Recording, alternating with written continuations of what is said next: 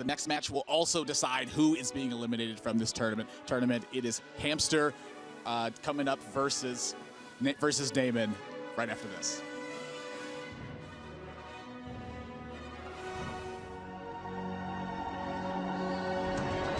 My second opponent is going to be Hamster from China. He's playing some weird decks like Paladin and Priest. 我下一个对手是 Naiman，他的牌风跟我有很大的区别。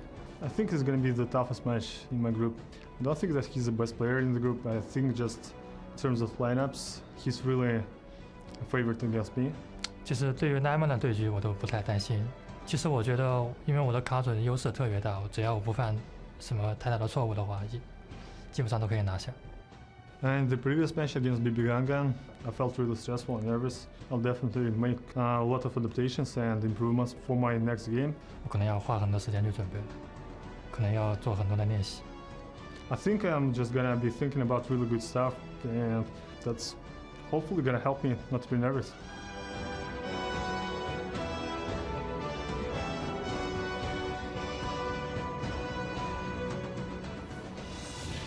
Greetings from the commentator's desk and welcome everybody to the second elimination match of the day. My name is Frodan. I am joined by resident priest expert Brian Kibler to bring you guys a best of 7, one that you haven't seen much of before because we have quite the special treat for this best of 7. Yeah, this is a matchup between the most unusual lineup we have in the entire tournament from Hamster against Naiman, who is in fact playing a lineup that's kind of exactly what Hamster's really seems to prey upon. Hamster's a very controlling lineup with both the N'Zoth Priest and the Anything Can Happen N'Zoth Paladin. Not just Anything Can Happen, but Anything Can Happen plus N'Zoth. So tons of endgame. Really tough for Naiman's control warrior to get past. Yeah, there's a lot of things going on here in this series, but the one thing that sticks out to me is just how greedy Hamster is. It's absurd. You mentioned, for example, the Anything Paladin, but it's got N'Zoth package with Cairn and Tyrion, and has 2 Leon hands, 2 Ivory Knights, and then his N'Zoth Priest with 2 Entombs, a Justicar Trueheart, 2 Thought Steals. You know, the fact that you're going for all 4 of these AoEs. And here it is, the Priest. Oh, we don't have to wait. Don't have to wait at all. We're going to have to wait a lot during this game. This is going to be a grind for sure. Yeah, I like this from Hamster, leading off with the Priest, just trying to see if he can sneak in the win. There's a lot of theory of how you should pick Conquest in terms of how you choose your first deck, but a lot of players do tend to lean towards maybe one of their weaker decks first to see if they can slide in a win when their opponent expects it the least. And you're trying to target things like the Control Warrior of how slow it tends to be. So if this works out for Hamster, we could be watching history in the making, Kibler. Priest winning in the World Championship yet again. Yeah, we actually have not seen Priest on the HCT stage, with the exception of Frozen in the last call, the entire year since Standard was introduced. We did see Chess Dude playing Priest at the beginning of the year, but that was before Standard. It was a little bit different. And Hamster here, though, he said in his interviews, this is the World Championship. Every class be represented, so if no one else is going to bring Priest, I will. And here it is. And this is, look at this hand. This is the anti-control warrior hand from Hamster right here. Pretty good, especially when Museum Curator can get Sylvanas, Deathwing Dragonlord. Speak of the devil. Major Domo Executive. All right, now look, Hamster, I'm not telling you how to live your life, but if you want to gain fans and prove to the Hearthstone fan base what Hearthstone's really about, you know what to do. He knows the right thing. I mean, you know, there's definitely something to be said for Major Domo. Interestingly, this is a matchup where if it weren't so favored, I actually would like Major Domo against Control Warrior, weirdly enough. But I think Hamster's in such a structural advantage here. There's no reason to take the risk of Major Domo getting burst by Grom. Yeah. But the Deathwing Dragonlord, the biggest of those threats, and this is a matchup that's all about exhausting your opponent's resources. So having the last big thing is what Hamster's looking to do. Deathwing Dragonlord can do that. There is one matchup that Major Domo Executives is fantastic. That is the Priest Beard match. Oh, it is. You actually slam it down as fast as you can. It is fantastic. Yeah, but outside of that, I don't blame him. Deathwing Dragonlord, one of the strongest cards that can come out, especially if he has N'Zoth. Can you imagine summoning that 12/12 right back? Meanwhile, in Naiman's camp, what does he need to do in order to ensure that he can beat this Priest? So one of Naiman's plans, Sottle had a chance to talk to Naiman about his thoughts on the matchup, and he thinks it's very bad. But he was saying that one of his plans was to try and keep as many of his high-end cards in his opening hand as possible to prevent Hamster from stealing them with Thought Steal and Shifting Shade. It may sound kind of bizarre that your goal is, okay, I'm going to keep say, Grom, whatever. But that does prevent your opponent from getting high-impact cards, or at least have a high likelihood of getting high-impact cards from, say, the Shifting Shade that Hamster played right here. That is really interesting concept. Mulliganing so that way your opponent can't thought steal those big minions. But at the same time, they're not immune to being stolen. You have 2 Entombs in the deck. And Hamster can also steal more. It's not even just the Thought Steals, it's the Shifting Shades. Those take a card also from the deck as well. So we actually see Hamster choose not to use Power Word Shield here. One of the elements that is crucial in this matchup is fatigue. Generally speaking, this matchup isn't about just running out of cards and players being totally exhausted. So the Priest is unlikely to really lose in fatigue, especially thanks to those 2 Entombs, which do add cards to their deck. But Hamster may be looking for a better opportunity here. He doesn't mind if his Shifting Shade just dies. Yeah, and on Naiman's perspective too, I think he's not concerned about taking too much damage, and it might be what you said. He doesn't want to give, he wants to draw as many cards to increase the chances of him getting the higher cost cards, as opposed to killing it off really early and potentially giving his opponent something to play, because he's seen that his opponent's passing a lot. That must mean his hand must be very situational, so he doesn't want to give him any more big threats in initiative. Yeah, there are a lot of reactive cards in Hamster's deck. It's a Priest deck after all, so it's going to have a lot of reactive cards, generally speaking. And we see a lot of them are very situational. The Holy Nova, Shadow Word Death, Entomb. These are things that are intended for specific circumstances. So if Naiman just sits and plays draw, go, he doesn't give Hamster the opportunity to utilize those effectively. But now, with 10 cards in hand, Naiman is forced to make a play. Justicar Trueheart early is still pretty powerful in this matchup. Yeah, extremely powerful. That's actually the one way, that is your one win condition against Priest, it's armor. And that's actually Speaking of armor. It's actually a fairly poor Thought Steal for Hamster. Shield Block is one of the cards you're not terribly happy to get because it can accelerate you into fatigue. And as Naiman was saying, in his sort of game plan for this matchup, the key is the Priest not getting high impact cards. And the Ironforge Portal is something that can have an effect. It can create a minion, but Shield Block is pretty weak. Yeah, there is something to consider too about how Warrior can eventually get to at least Star Seeker. And eventually get those golden legendaries and keep threatening the Priest. Because we do know that Naiman's Warrior's also pretty removal heavy. He even has Fool's Bane, a card that you see on the far right there to deal with Shaman normally. Not that great against Priest. That's being able to play a lot of big minions with Death Rattle effects. And now Naiman's introduced with the Crossroads where he has to dump a card here. Yeah. And one thing that we're actually also potentially seeing here is Naiman maybe trying to burn the Death Rattle card from Shifting Shade. Because if Hamster has a full hand when Shifting Shade dies, he won't get the extra card. Oh. So if he's able to get to the point where that's the case, unfortunately for him, he's not. He ends up killing the Shifting Shade right now. Gets a Slam, another fairly weak card. And if he burns something really significant, because I believe that is 10 cards in the Priest hand, that could be disastrous. But he does just burn the Powered Shield. That could have been really bad. Yeah, if he had perhaps burned the Zoth there, it could have been absolutely huge because that's so crucial to his game plan. Yeah, that would have been devastating. That changes the entire game. The Zoth burned right there. And also minions that get burned through that discard don't also count towards the Zoth. So you have to be very mindful of what you lose there. Yeah, absolutely. And Naiman, he is looking to how best to maneuver this. He is going to try and just play it slow, sit back, and generate armor. As you mentioned, the Warrior is very good at just generating a huge armor total that, if he doesn't choose to draw any cards, can potentially win the game in fatigue if the Priest doesn't maneuver the game correctly. And Priest's hand is still very clunky, even though it's on 9 mana, only able to utilize just this Priest of the Feast. Doesn't want to draw cards to accelerate his fatigue, but yet at the same time, it's not like Naiman's giving him opportunities to spend cards. He's just not playing minions. This is a really cool way to play the matchup that I just wasn't really considering prior to it. I thought Warrior had to accelerate and try to see if they can get a fast golden monkey safe, for example, to kill his opponent. Yeah, and Naiman taking a different tack here, just going ahead and playing, kind of making those removal spells rot in Hamster's hand. Though Hamster, now we saw that Museum Curator give a certain dragon on turn 2. It might be time. It might be time. It could be. I mean, the fact that your opponent has to kill it, but you kind of want it to die eventually, so that way you can revive it when your N'Zoth brings it back. I don't mind at all. I'm happy. I'm happy seeing Deathwing played here. Yeah, that is an unironic Deathwing Dragon Lord being played. And this is a little bit interesting because one of the things that Naiman can do to fight against N'Zoth is the well, there's two things. One is the angle of Brawl, once you actually remove your opponent N'Zoth, you can Brawl to remove their minions. You can also prevent his, if he does use Sylvanas with Shield Slam, he can potentially steal his opponent's minions so they will not come with N'Zoth. Deathwing, though, is not one of the really powerful ones. It sounds silly to say that. It's 12-12, but he'd much rather steal, say, Karin, because Karin is guaranteed to give him an additional body after the Brawl, which he's using to react to the N'Zoth turn. Yeah, and I think it also, to supplement your analysis, I think the fact that Naiman, for example, has been trying to keep minions off of his side of the board, if he steals Deathwing, he gives an activator for Entomb. He gives an activator for Shadow Word Death or other cards. And he's just trying to force Hamster into suboptimal plays like this one, where he had to Holy Nova nothing onto the board. And now he's revenging nothing on the board. There's no minions there. There's nothing there. Both players just recognizing that what they want to do is wait. What they want to do is try and craft the best possible hand they can. And yeah, look, Doomsayer, empty board. Now Naiman can do something else on his own empty board. Yeah, and again, this is going to continue for a while. I mean, Naiman has a lot of things he can just toss out there. The coin.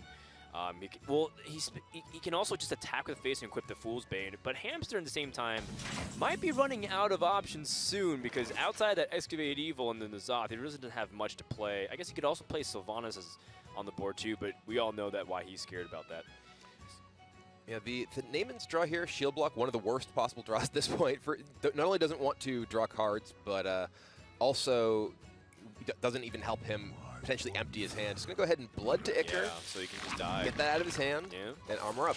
But the interesting thing is, because Naiman has Tank Up, every turn that goes by is actually kind of good for him in a sense. And one interesting thing too is, these, I was about to say, Shifting Shade. If Hamster, now plays Shifting Shade, he is potentially going to burn a card from it because he does have a full hand. So Naiman trying to make Shifting Shade and Thought Steal specifically weaker by just taking it slow, but now he decides to commit both the Sylvanas and the Shifting Shade. That's really risky, because in this matchup, if your opponent forces you to steal an Acolyte of Pain, you could be very far behind that fatigue plan. And so that's always one of the risks that you associate by playing Sylvanas against your opponent. Yeah, this matchup is not quite as just pure fatigue-oriented in terms of like raw numbers as, say, Control Warrior versus Control Warrior, because things don't line up quite as perfectly as they do in that case. The Priest deck has both 2 copies of Entomb, which can add cards to your deck, so if you do draw a little extra, you're not really in terrible shape, and your N'Zoth plan with the Shifting Shades and Curators potentially giving you things, additional resources from the N'Zoth board you bring back, can allow you to just ultimately out-resource your opponent. And what matters isn't, who's drawing deeper into their deck. What matters is who just has the last big threat, and Priest is more likely to have that. Okay, well, I still feel that it's one of those things where Hamster was calculating for the risks associated with that and didn't really have much to do, because he knows that if he gets a full hand, he's essentially just going to potentially burn a really important card. And now Naiman is sort of baiting Hamster to extend more onto the board so that way he can remove it. Kind of surprising that Naiman just didn't full-on clear the minions, but he's keeping his options open in case he picks up Acolyte of Pain, for example. And Hamster gonna get some damage in, chipping away a little bit at that armor. Naiman picks up another kind of unexciting card in the Slam. Likely to use the Slams just as 2 damage removal to kill minions rather than playing them first, because again, drawing can be a drawback in this matchup. Hamster's at 8 cards, so Naiman can't go continue that plan of burning a card. Doesn't have Acolyte of Pain to give to his opponent yet. Is there an additional option here, or is he just going to clear the board, perhaps? Because he can clear, I believe, if he just uses a combination of Baron-Geddon and Fool's Bane. He can. Or actually just Slam. You can also just use Slam to remove and then pass, too.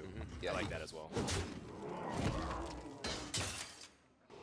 Yeah, it looks like he wants to leave this Sylvanas up. He recognizes that he feels like his best chance to win is probably that Acolyte plan. Yeah. One thing about Acolyte, too, is it's not giving your opponent an Acolyte isn't necessarily just about forcing them deeper into their deck. It's the possibility of burning cards.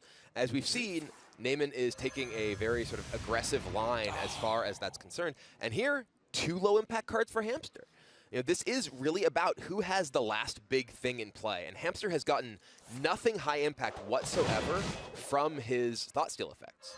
You know what might end up happening too is that because the way Hamster's deck is outfitted with very slow, methodical approach to playing your minions and trying to react to your opponent, he might actually have to entomb things like the Golden Monkey or whatnot to convert some of these cards which are normally useless, like Power Word Shield. There's the Acolyte of Pain for Naiman, so that's what he was looking for. So he does have the ability to clear off. Oh, it's a little bit more awkward this turn. He does have the ability to clear off everything and ensure, or at least clear off the Sylvanas and ensure that the Acolyte of Pain is stolen.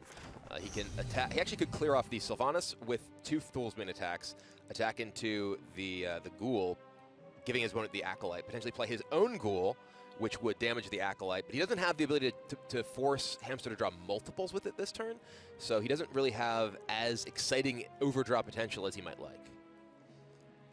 Yeah, it's a really good point. If your opponent is well equipped, he can Shadow Word Pain his own Acolyte that you force him to steal. So even if you give the Acolyte, you want to ensure that it draws. He can just play Acolyte, attack twice into Sylvanas, Ravage and Ghoul, triggering the card draw, attack again into Acolyte to force another draw.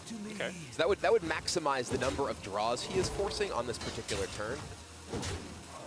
Yeah, I think that's really fantastic. And also the added benefit of the fact that it kills the Shifting Shade. He'll overdraw that as well. He'll burn multiple cards because the Shifting Shade does die. And he gets an Acolyte from the Shifting Shade.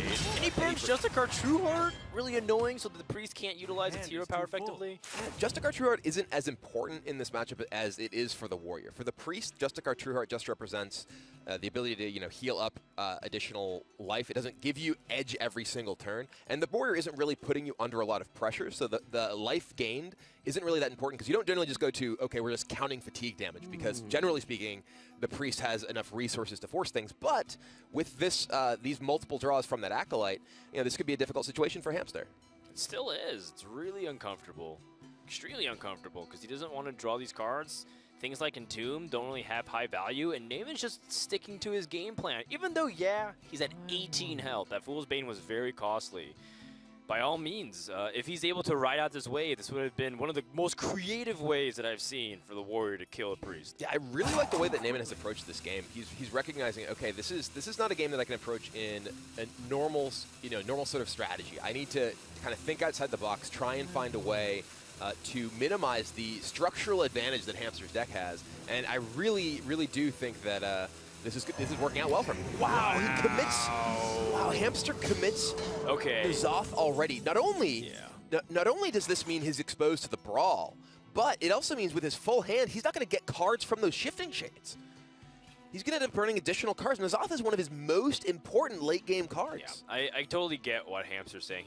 He understands that Naiman hasn't drawn a lot of cards, and he's saying that if my opponent's at 15 health, if he doesn't have a Brawl, for example, then I can actually pressure to potentially win the game. Even if he brawls, there's a chance that Deathwing Dragonlord survives and hits for 12, and that might be my chance to win the game. Yep. So Hamster is going for a pressure point that he senses that this is his best moment to win because he knows that the game drags out any longer, his chances just dwindle with each turn. It is getting worse for Hamster in terms of the fatigue race. I'm still a little surprised to see this. I mean, part of this, why we got to this point, is because of specifically the cards that Hamster has gotten from the steal effects. He's gotten not only just low impact cards, but in many cases just card draw effects. We see the Slam, we see Shield Block, we see an Acolyte of Pain. Yeah. And now Naiman has held the coin for so long to set up exactly this. Sylvanas into Brawl. So despite the but Sylvanas survives, and this is huge too. Oh, because then he gives it to Sylvanas. Oh no, it was the other Sylvanas. Yeah, it's gonna go back. Okay, hold on. No, it's yeah. This works. it's definitely worse because that was actually the only bad outcome for Naiman. Because if something got stolen from him, he would have stolen it right back based off the sequence of death rattles. Yeah, I was trying to figure out exactly what's going to happen here, but it is going to be the Sylvanas surviving. So this Sylvanas will get the pressure, and Naiman is going to be kind of not really forced to deal with it soon because he does have tank up, so he's only effectively taking 1 damage a turn. Yeah, I think Hamster, if he went for this pressure plan, I don't think he should be as concerned about the fatigue plan, but he chooses to pass again, giving Naiman some time. And I think maybe he's feeling like this Sylvanas is enough because Naiman has to deal with the fact that he's technically on a clock. His opponent's dealing 5, he's only gaining 4 health. And Naiman still doesn't have a convenient way to line up with it. If he just straight up removes it with a minion, then he forces an opportunity where Sylvanas can steal even bigger threat. Yeah, I mean, this is not an easy minion for Naiman to necessarily deal with. We see 9 cards left for the the real battle here. It's 10-31, but it's 9 cards left in Naiman's deck compared to 8 cards left for Hamster. So Hamster is going to draw first because it is Naiman's turn. So Hamster is significantly farther into fatigue at this point. Yeah, and Tomb can change that, but Naiman's done a pretty good job to ensure that he doesn't have a minion on board. And he's accounting for those two Entombs. I mean, he is going to shield block and pass it over because Hamster is at 10 card maximum and he has to play something. Yeah, and the fact that he did get Shield Block and Slam and Acolyte. Wow. These cards, it's not even just that these are weak cards. They're cards that are clogging up his hand. Yes. Because he can't draw new cards that could be effective because he has these cards in his hand that if he doesn't cast them, you know, can't draw new. If he does cast them, he's digging deeper into fatigue. It's kind of a pincher move here unfortunately from his own Thought Steals. Normally, Excavate Evil is also a card that you can toss out, but it actually adds to your opponent's right. deck. It's the same sort of thing. Drawing a card and casting Excavate Evil are very similar here. Hamster's going to dig a little bit. He finds Priest of the Feast, so it is something proactive he can do. Yep. But this strategy that Naiman is taking is specifically effective against the build of Priest that Hamster has because Hamster's deck is full of so many situational reactive cards. And in addition to that, the specifics of, okay, he's gotten the poor card draw cards and Thought Steal is making the situation even worse. Yeah, and one of the problems, too, with Naiman is that he's fallen really low in health.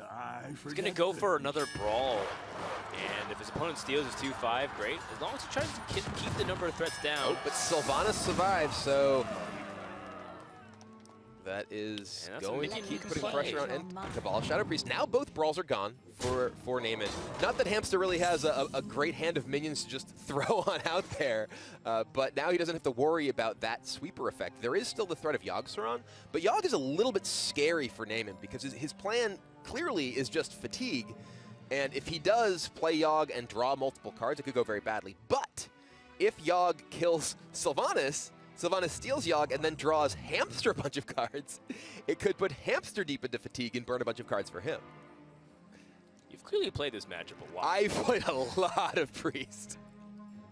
I don't know if that's something you want to admit into the open public. I think usually that's accompanied by, and I have a problem. That is actually, if you search my recent Twitter feed, you'll see exactly that. And everyone says, hello, Brian. Priests Anonymous. But here, Naiman's in a tough spot because he's actually, because of that brawl, the outcome of that brawl, leaving Hamster with the Sylvanas, and also the Cabal Shadow Priest coming down, he needs to answer this, because this is now no longer just sort of pinpricking away at his armor. This is 9 damage a turn. That's a very real number. Yeah, and he's going to be on a 3 or 4 turn clock. Naiman at this point is resigned to the fact that he can't really play the he shield blocks twice, so now it is Naiman who's behind in fatigue, and that's particularly important because he's so low in life that it's so much more difficult for him to win the fatigue battle. Interesting selections for Hamster. Infested Tauren is the most stable of these. He also doesn't need to worry about the brawl, so he can just keep committing things to the board. Since both brawls are gone, I think we may be on the verge of seeing Priest finally win a game. Hold on. All right. Not if Yogg-Saron has something to say about it. All right, Force of Nature. He's filling up the board. It's always suffer. So he's made so many creatures. Doom would be pretty bad. Like, really, really bad. Blood Warriors, he gets another Yogg. Okay. Oh, everyone but Yogg. Yogg and Sylvanas die. 2-2 Siraj. Wow. He's just summoning more stuff. Oh, Sylvanas. Oh, man. This is starting to get kind of dicey. You're giving your opponent more power now to kill you, potentially. Oh, Frost Nova was pretty important there. Okay. All right. Okay. Pretty good scenario, I think. Yeah, I mean, that removed significant amount of Hamster's threats, actually built significant threats for Naiman here. He is still, he actually drew no cards, crucially. Oh, Yogg-Saron drew him 0 cards, which does make... From the deck. That's correct, yeah. it created another Yogg in play, or rather in his hand, and a bunch of minions in play, but now there's actually a pretty significant board for Naiman here. There's a Spellbender for a secret, so we're going to see Hamster check. Oh, he's going to draw a card. Oh, it will draw him a card. It's true. That's exactly what he didn't want to do. That's why you slammed that way. Yeah, all right. Oh, well, what a draw disaster. But he's going to entomb Yogg. Oh, no. Oh, my goodness. He's stealing the Yogg. I'm not sure I'm on board with entombing the Yogg there. I might have just cast Excavated Evil, which clears off, you know, all these minions for your opponent, does kill the Yoggstron, because Yogg is kind of a liability at this point. You know, if you are jockeying for the fatigue game plan, Yogg does run enormous risk of digging you deeper into your deck. We saw that happen to Chansu after his Astral Chameleon Yogg, and leaving with no cards in deck. He drew a dozen cards or so and just died in fatigue. So we'll see how this ends up going for both players. I think it's okay. I think it's okay what Hamster was thinking, because he realized that Naiman has started shield blocking a lot. So he's just entombing, trying to buy time, and leverage his already existing health advantage. He's at 31 as opposed to 13. Yeah, but Naiman has so many other things to entomb. Not only is he entombing a card that is potentially a liability if he does draw and cast it, he's also giving up one of his crucial removal spells for cards like Gramash we see here, for the possibility of Elise into Monkey. If, you know, Naiman potentially Elises into, say, a Nubarak, and Hamster expends all of his entombs, that could be a real problem. Yeah, it could be a problem. Although Hamster doesn't have to even do much, and plus Yoggstron is a potential eject button as well. It's true. So, you know, maybe he could bail him out, but he doesn't also have to play it. He can just play the slow game. And now, oh, nice. This is a very good move from Naiman. We've been talking about this all game long, about how he's been trying to force his opponent to steal, and now he can force him to draw a card. And now I believe the fatigue is equalized because the two shield blocks have been negated by the slam and the fact that Acolyte's drawn a card. And so the one remaining card in Hamster's deck is Yoggstron. And he has an Acolyte in play. He can choose to kill it. He can remove his own Acolyte with Shadowward Pain here, for instance. It looked like he was, okay, actually a Shadowward Pain, wow. He's going to paint his own. I imagine he's going to paint his own Acolyte, but is that not happening? Okay, he is. Yes, you definitely have to. It's extremely counterintuitive for people who are first learning how to play Priest, but that is absolutely what you need to do. Stop drawing cards, because you need to get ahead of the fatigue race, which you already are, again, because 31 versus 16 health is a pretty significant difference. Yeah, but look at Hamster. Hamster has Yogg left in his deck. He only has the one Shadow Word Death in his hand and one Entomb. Every other card he has is basically either dead or a liability in a fatigue game, because the Yogg can draw him cards. Excavated Evil shuffles a card into your opponent's deck. Acolyte of Pain is obviously a disaster to play. So here he ends up. Is he gonna? He's gonna.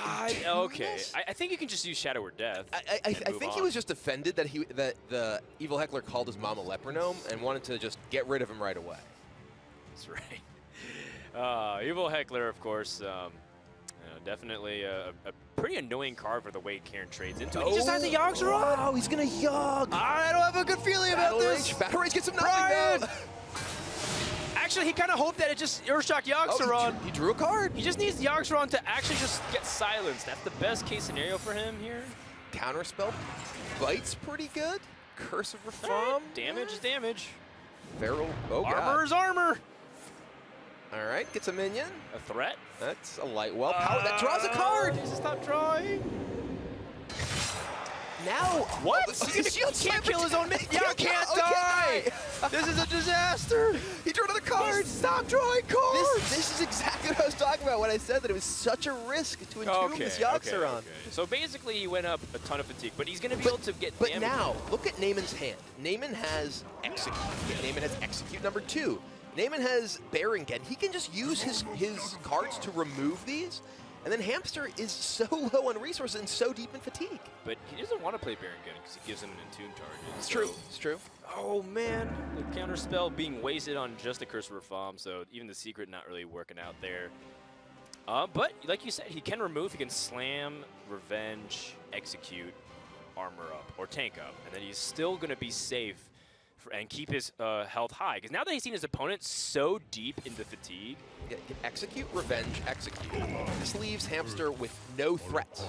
He actually has, oh, actually, then I'm going to have to use execute because he has a slam. Yeah. So he leaves Hamster with literally no threats. Hamster, the onus of playing a card now and winning the game is on Hamster because Hamster is very deep in fatigue. And Can. Naiman hasn't even hit fatigue. Yeah, he just checkmated himself. That's it. That Yogg-Saron drew Hamster. That was such a risk, and it absolutely fell right into Naiman's game plan of winning the fatigue war.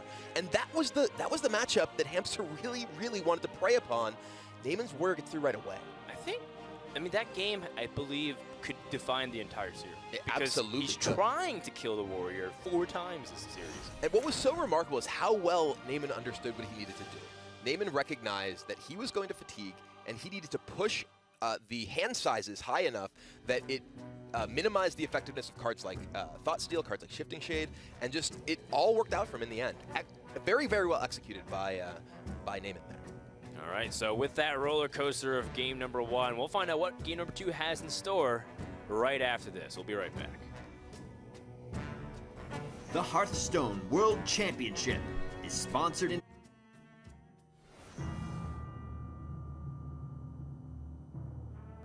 How has your life changed since you qualified for the World Championship? Like the main thing which changed, I got married.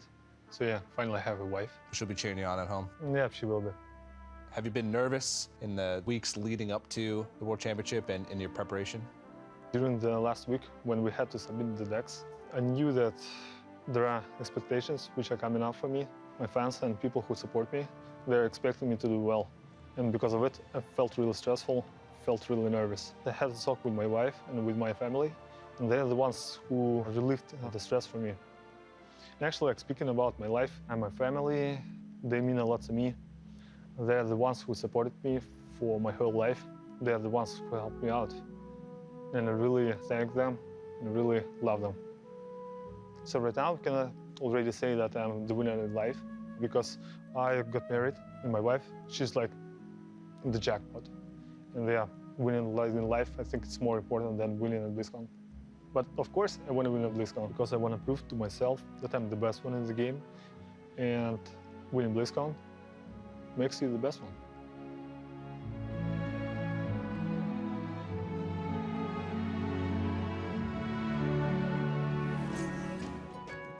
It's been quite the year for Naiman, coming off of his temporary suspension for last year, coming back this year with a really strong sense of redemption. And boy, has he proven to us like how good of a player he is. That last game was phenomenal from his perspective. Yeah, Naiman played that absolutely remarkably. He understood exactly what he needed to do and put Hamster in a lot of tough spots where he needed to make some difficult decisions. And frankly, this is the sort of game that I imagine Hamster probably hasn't played before. You know, you don't generally go up against someone who's playing that kind of strategy, so I imagine he didn't really have a plan for it himself. Yep, exactly, and I think that was a lesson for everybody, and also kind of puts the priests back down even another peg, as if they could sink any lower, Brian. We'll always have dragons. Oh, it's Priest again, though. Hamster, he wants to get on the board with Anduin, and will be going up against Naiman's Tempo Mage. All right, well, Mage can definitely just destroy this Priest, especially one that doesn't have the fabled Alkanized Soul Priest and Circle of Healing combination to clear the board. Hamster does have some key components early on with Doomsayer. He needs to pick up perhaps a second one, Shadow Word Pain, even the Wild Pyromancer because he has the coin, and if he has that, then maybe he can stabilize. Yeah, one of the really crucial cards for Hamster in this matchup will likely be Priest of the Feast. The ability to heal yourself up for a huge amount of health in sort of the mid to late turns after the mage has been able to pressure you can allow you to really turn the tables and take control. But we will have no quick start from Naiman here. He has no Mana Worm, but a reasonable opening hand altogether. What Naiman really wants in this matchup, the early pressure is pretty good, but it does fall right into the trap of Shadow Word Pain, Doomsayer that Hamster is very well equipped to deal with. Naiman really wants to find his card draw. Arcane Intellect, Azure Drake are a couple of the really key cards for him in order to assemble enough resources to overpower what Hamster's looking to do. Okay, well, Naiman's game plan is pretty straightforward in terms of how he develops against Priest. You pretty much just push Priest as far as you can go while sensing out their hand, because the problem with Priest is that they often have reactive cards to different situations. Oh, man. Well, do you actually use this, though? Yeah, it's interesting, because basically, do you think your Sorcerer's Apprentice is worth a Fireball? because Naiman here can just attack face and ping, get in 4 damage, but he can protect his Sorcerer's Apprentice by fireballing and attacking to the Doomsayer. So that leaves him kind of a difficult decision. It does prevent Hamster from getting just initiative on the board next turn with an open board. So I think that there's definitely an argument either way, and Naiman definitely deep in thought trying to figure out what he wants to do. Yeah, and Hamster, if he's able to pull off his Doomsayer, can lead straight into Shifting Shade. Prior to that, he pretty much had Thought Steal and a Dream to hopefully have something to play against his opponent. Yeah, but Naiman is going to go ahead and hold on to the Fireball. Doesn't want to preserve that Sorcerer's Apprentice too much. And this does allow Hamster the choice between, oh well, there's another Doomsayer. He can try and buy himself a little bit more time. But the things he's looking to buy time for are things like Thought Steal and Shifting Shade. Right. So I imagine we'll see probably one of those coming out for the Chinese player this turn. Yeah, I kind of like playing the Shifting Shade out here because you gain that initial board advantage, and then Naiman has to use his turn to remove that if he has Torch, for example, or if he has to use Arcane Blast with a smaller minion, and then you can use the Doomsayer to buy you another turn going into it. Yeah, I absolutely agree. This does put Naiman somewhat on the back foot, having to either play minions that potentially will just die to the Shifting Shade, or use his resources to remove it. And here, Naiman with just 3-2 and 3-2, both. Well, there's Priest the Feast.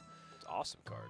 It is a great card, and here Powered Shield coming up very big for Hamster. It allows him to not just trade into one of these minions.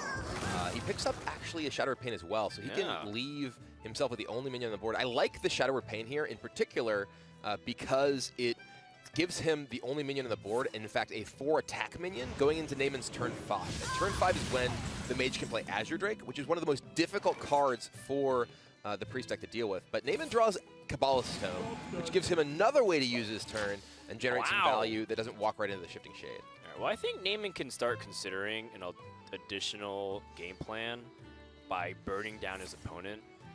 One of the things, though, that's going to be a problem with that, as the Thought Steal lands on just a couple of removal spells, not too bad with Wild Pyromancer, but the problem with it is that Naiman already tossed away both of his Sorcerer's Apprentice. So if he wants to go for this one-turn kill with the Flamewakers, his chances of already doing that are significantly lowered. He might have to rely on Kabbalist's Tome for additional burn. Yeah, and those cheap spells that Hamster picked up from that Thought Steal, they're important for a number of ways. One, they're removal. They're cheap removal, which he doesn't really have that much of. 2, they are one-cost spells that are excellent with Priest of the Feast. Because if Naiman does go for a big burn plan of trying to finish Hamster off over the course of a couple of turns, Priest of the Feast is absolutely incredibly powerful if you are able to combine it with enough cheap spells, and those are going to add up. Here we have more Kabbalist's Tome. All right. More Kabbalist's Tomes. Naiman with a full hand, going to have to play, I imagine, the Mirror Image here. Yes, he will. He does not have Yogg-Saron in his mage list, so it's not like he can charge the Yogg. There's no Spirit Bomb, if you will. But what he can end up doing is utilizing Frost Novas to buy tempo against his opponent. He can play Frost Nova and then start gaining advantage of hitting his opponent or developing more onto the board. Actually, taking a look at Naiman's list in general, it is pretty light. There's no Firelands Portal, there's no Ragnaros, there's no Yogg-Saron. It only has one Flame Strike, and the second highest cost card is that one single Kabbalist's Tome. It ends up transitioning very much into a burn-heavy freeze mage type mage. Like if you look at freeze mage type mage, if you look at how it's outfitted, it's got 2 Forgotten Torches and 2 Acolytes with a lot of draw. So eventually, if Naiman's going to transition to try to just kill Hamster straight up before Hamster can build up anything significant. Though, as you mentioned, that is much more difficult when he has already expended 2 of his, well, his only 2 Sorcerer's Apprentices. Right. So his ability to generate a lot of burst in a single turn, especially with Flamewaker, is significantly reduced. I guess that's why, in hindsight, I would like to see him hold on to one of the Sorcerer's Apprentices, but he still has a lot of wiggle room to play with. Finds a Mirror Entity. That's actually really dangerous. Interesting card. Yeah, if he does play well, the thing is he's actually behind on the board right now, so it's not like Mirror Entity into Doomsayer is drastically terrible for him. Yeah, that's fair. So I actually would not be surprised to see this come down. Yeah, that actually makes sense, because if your opponent does play Doomsayer and Kavya, which is normally a bad position if you're ahead, Hamster actually kills off his own board, which is what you're struggling with currently. But Hamster has a lot of ways he can do with it. He can first play the Wild Pyromancer. Of course, he's going to test for things that he can, which is effigy first. If he attacks the face, he tests for Barrier and Vaporized. So just going to, looks like he may just go ahead and check to see, okay, Wild Pyromancer, yes, that is in fact Mirror Entity. That gives him the ability, if he chooses to just attack into the Wild Pyromancer and remove it with his Shifting Shade. Yeah, I don't feel like there's a huge need to burn one of your spells. I think the fact that you mentioned that these 1-mana spells are so cheap with Priest of the Feast is actually extremely crucial. Yeah. There's going to be a time where Naiman's going to kill his opponent over 2 turns, slowly lowering his opponent's health before it all just disappears in one turn. So I think Hamster holding on to these spells is crucial. And he's going to go ahead and heal up the Shifting Shade. He looks like he was debating whether he wanted to play the Darkshire Alchemist to give himself more of a board presence. That would be really risky in the case that Naiman has his 1 Flame Strike in his hand, because it would expose his entire board to removal from that card. All right, well, Naiman has 1 Fireball, 1 Forgotten Torch, and I guess Arcane Missiles. And a Dream. That's not really the burn you're looking for. He could just play his Azure Drake Fish and then Frostbolt to see how long he can stall and maybe even get some damage with that Azure Drake. Because the problem with his hand is a lot of redundancies. There's 3 cards that freeze and a lot of single target removal. And it's also a little bit too expensive to have Flamewaker have a true crazy turn. In fact, I think he might even wait for the fact that you might have another Flamewaker so he can stack those advantages. Yeah, I kind of like the idea of playing the Azure Drake and the Nova. Your opponent has 3 minions on the board. You do dig yourself a little bit farther into your deck with the Azure Drake, potentially to that second Flamewaker or to more cheap spells. And Azure Drake's a tough card for Priest to deal with without actually attacking, so his board being frozen would give Naiman potentially some wiggle room to get some value off of that Drake. Looks like he's just going to the face. Are we going burn plan already? Okay, so now Naiman's looking to potentially set up to get a little bit more damage in, put that torch into his deck. All right. That is okay. I'm very interested by the trade into the Pyromancer, because one of the benefits of freezing the Pyromancer is you force the Priest to be in an awkward spot. They can't really play too much without risking the Pyromancer killing everything. I think because Naiman also having that 1 damage go to his opponent could have also been very valuable. Don't underestimate the power of just 1 single point of damage. Yeah, I mean, Naiman does need to get that damage adding up, and it's going to be particularly difficult through the Priest of the Feast that Hamster does have. And this turn, maybe that is time for the Azure Drake Frost Nova. You know, Hamster did commit even more to the board with that Alchemist, committed a little bit more of his healing potential as well. Yep. One thing I do like about Naiman's play the previous turn is that he's investing his Forgotten Torch into his deck, and you see that he picked up Fireball. So now, if he's able to piece together some of that damage already, there's a lot of damage both in his hand and latent in his deck. Yeah, absolutely. And you know, that's really, Naiman is in a tough spot because Priest is a deck that plays very well from ahead. The hero power allows you to preserve your board presence with your minions exceptionally well. You don't necessarily play quite as well from behind. Well, it will be Flamewaker into Frost Nova. Has an opportunity to go off. I think right now he's trying to value the power of Azure Drake and Arcane Blast and a few other spell power bonuses. Keeping the state of the board just in check here. But I think he knows what this implication is. He knows his opponent runs Shadow Word Pains. He knows his opponent can have Cabal Shadow Priest. This Flamewaker is pretty much not long for this world, and even worse, it could be turned against him if Hamster stole it. Yeah, and the tools to remove this are very much available in Hamster's hand. And I think that some of what Hamster's debating right now is he probably doesn't quite want to commit his Priest of the Feast. Yeah. Because if he does commit Priest of the Feast and use his Shadow of Pain, yes, he gains some life, but his Priest of the Feast may potentially die, say, to a Arcane Blast with spell power plus some other small amount of damage. We do actually see a Flame Lance in Naiman's hand that he got off the Cabalist's Tome.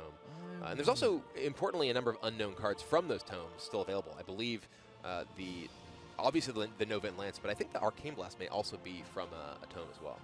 I completely agree. I think using the Priest of the Feast in this position is almost like using your Reno at this spot. But it will be Priest of the Feast for Hamster here. Okay. He may feel like he's comfortable enough in this spot.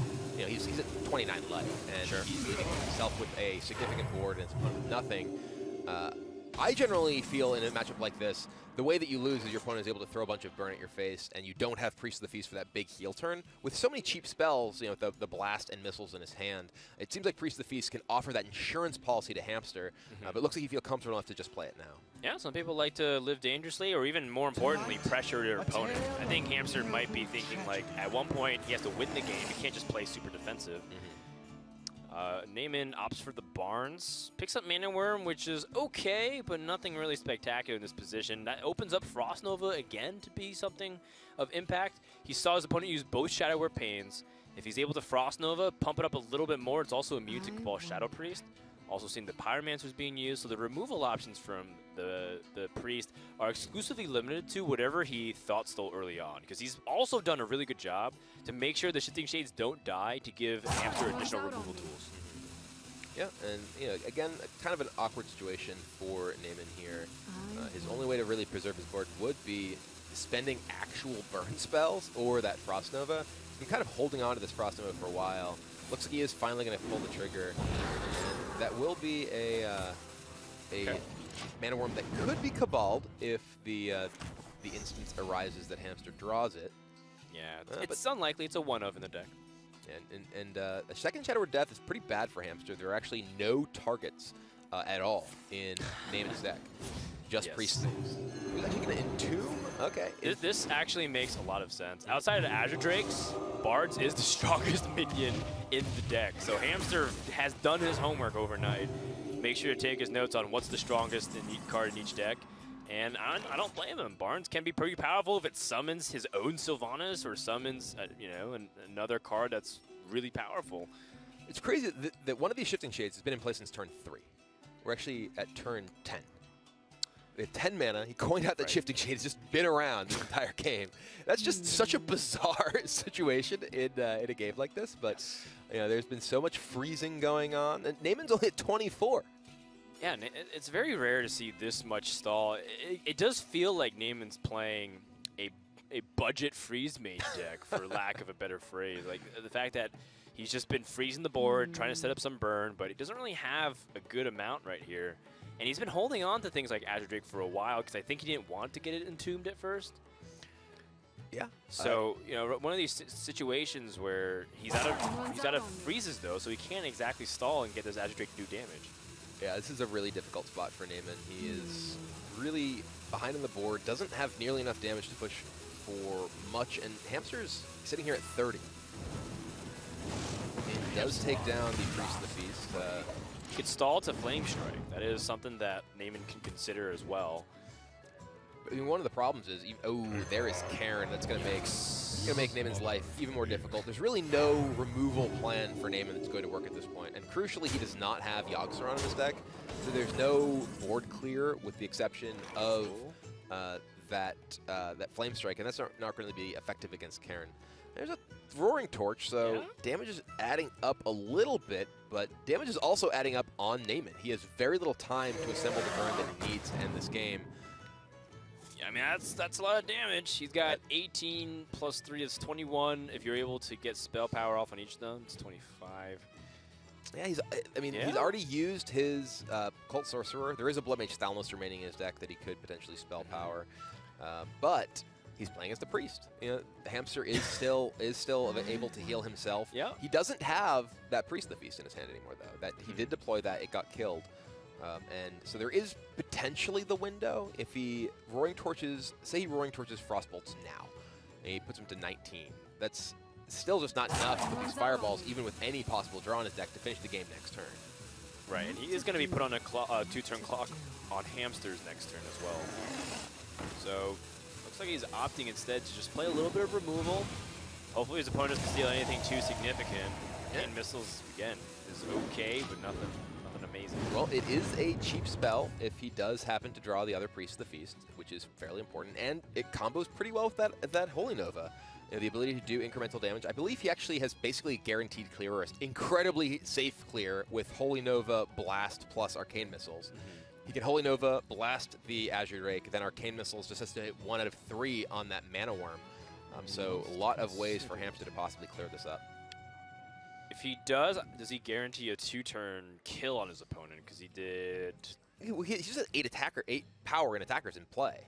So if he... Yeah, it would. Yeah, he can just Nova, blast, missiles, just even heal himself to be safe. Putting himself at a very safe life total, hitting his opponent for 10 damage this turn. I like how careful Hamster is, because this is not a position that I think many players are used to. Being able to potentially win with Priest. He does choose to double trade though instead, and if he sets up Nazan, he's able to put up a lot of power, but he doesn't heal. Well, yeah, I mean, there's no way for Naiman to do 23 points of damage here, and I mean, if Naiman does remove one of these, he is able to escape lethal. Although there is, interestingly, the arcane missiles that will finish him off. Yeah, he's probably going to do calculations based off the likelihood of what Hamster can deal direct damage from the hand, and it's pretty high considering the fact that Naiman's very burn heavy. He's thinking about what cards are in his deck. For example, his Acolyte's Pain, his Blood Mage Thanos, his Arcane Explosion. Those are the ones that are relatively innocuous. Doesn't really have much going on. But if Hamster drew any single point of damage of burn, then the situation would end up just becoming a lot worse and he would just die. I mean, from Naiman's perspective, though, you're also trying to figure out, is there any way I win this game? It's not even do I survive next turn. It's how do I win? And I don't know that there's actually a card in his deck that he can draw that. Yeah, he recognizes this as well. So Hamster gets a win with the Priest. The first Priest win we have seen since the winter season. Let it be known, 11:30 a.m. on October 29, 2016, Priest has won a game in the Hearthstone Championship Tours in Standard Rotation. Where were you when it happened, Brian? I was right here. I'm actually still here. I haven't left. Where were you? Right here. 1 minute from now, when we come back for game number 3.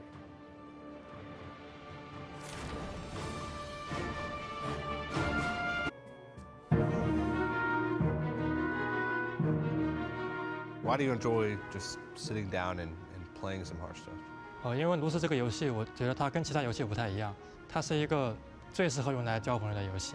如果这只是在线上打的话，就没有那种面对面打牌的那种乐趣了。所以我觉得打比赛的时候能够，认识很多对手，也可以交到很多朋友，这是线上的游戏所，感觉不到的。我最大的愿望就是通过这个游戏交到很多的朋友。Have you met a lot of people since you came here? 可能因为语言上有一些障碍，所以没有及时的跟他们来得到太多的交流，但是，能够体会到那种朋友的感觉。我感觉已经跟他们已经是朋友了。What about the other Chinese players?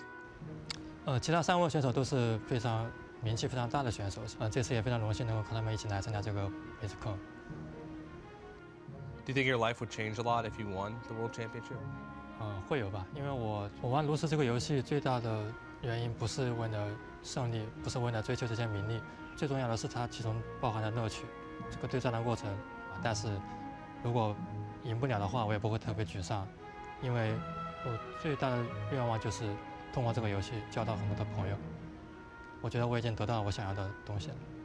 非常感谢暴雪能够设计出炉石这款游戏，它真的改变了我的生活。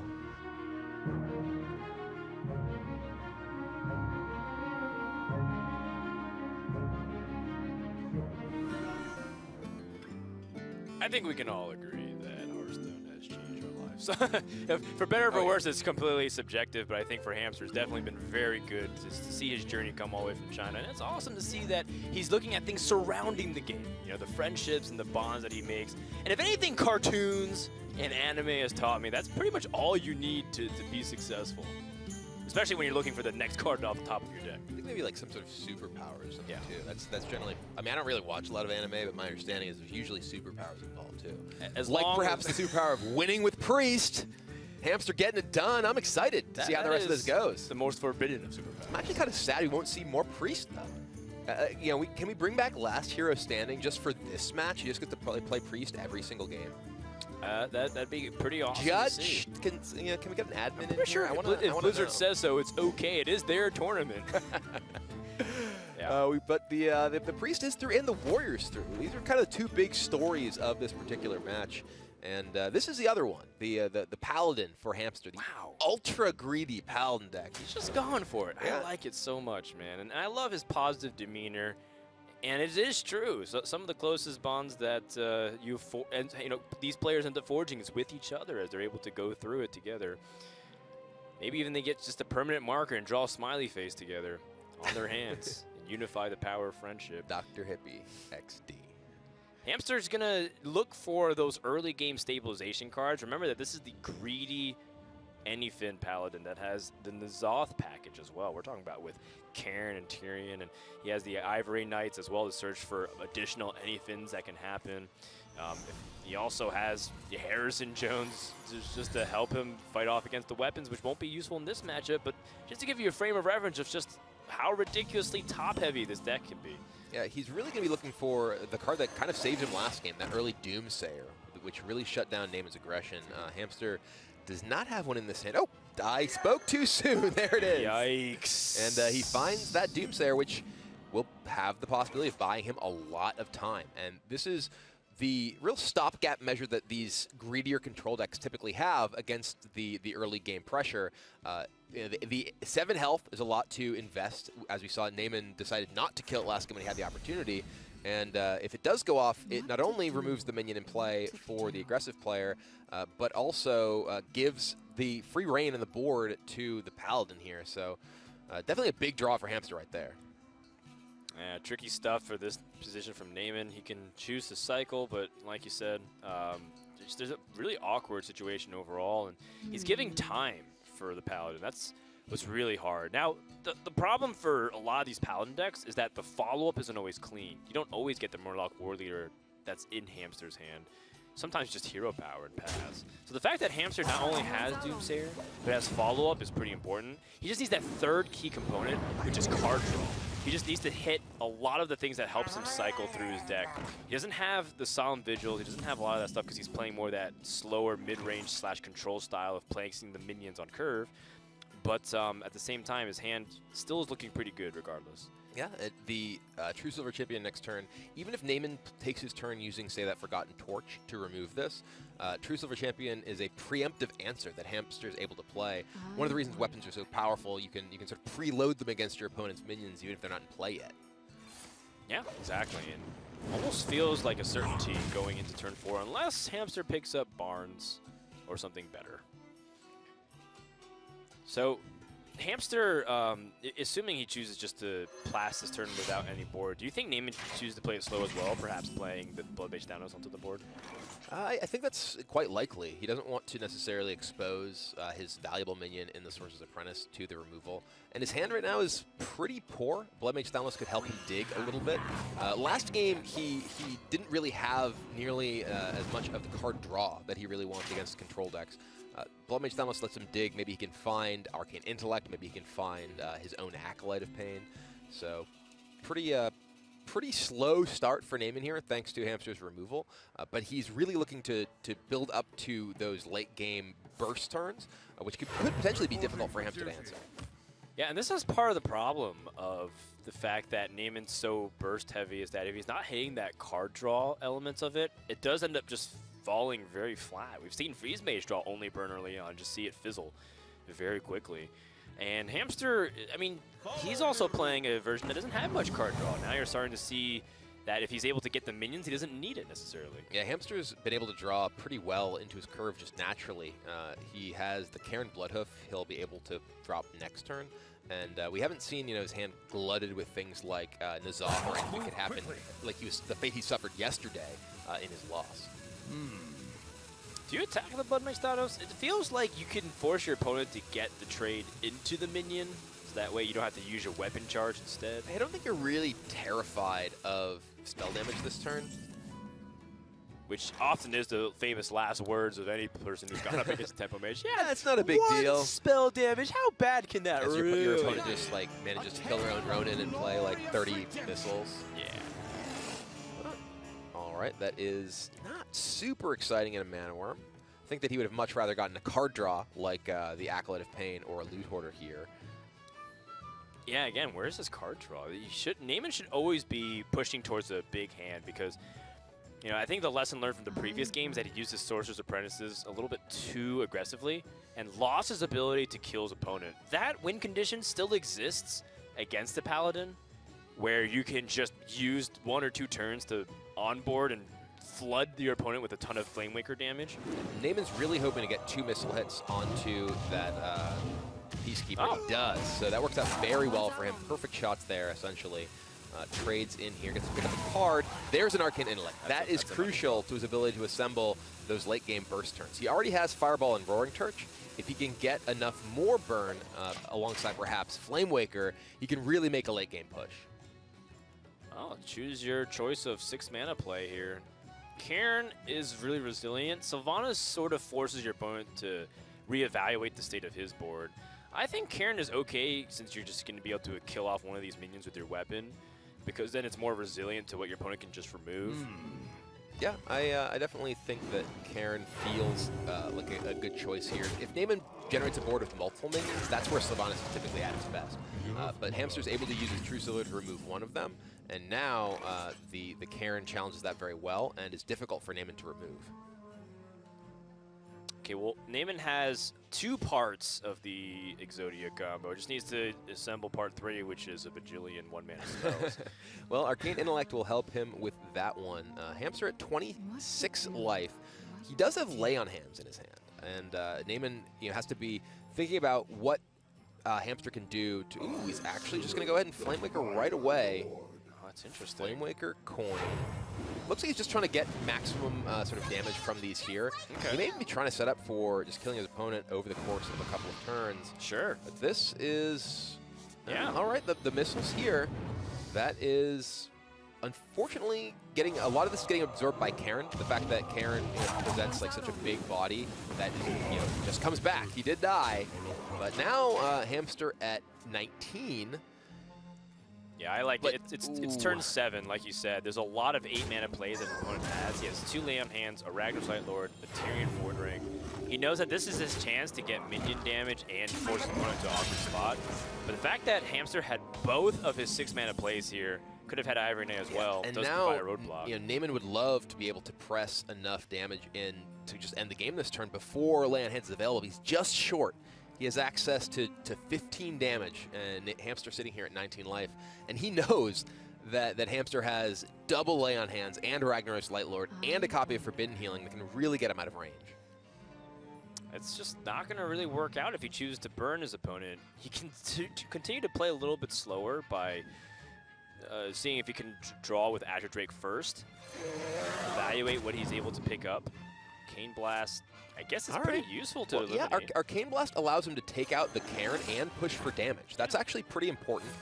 Because now, yes, Sylvanas can eat one of his things and potentially get a good trade. He's really hoping to fade one of the 8-mana healing spells, but Hamster has all of them.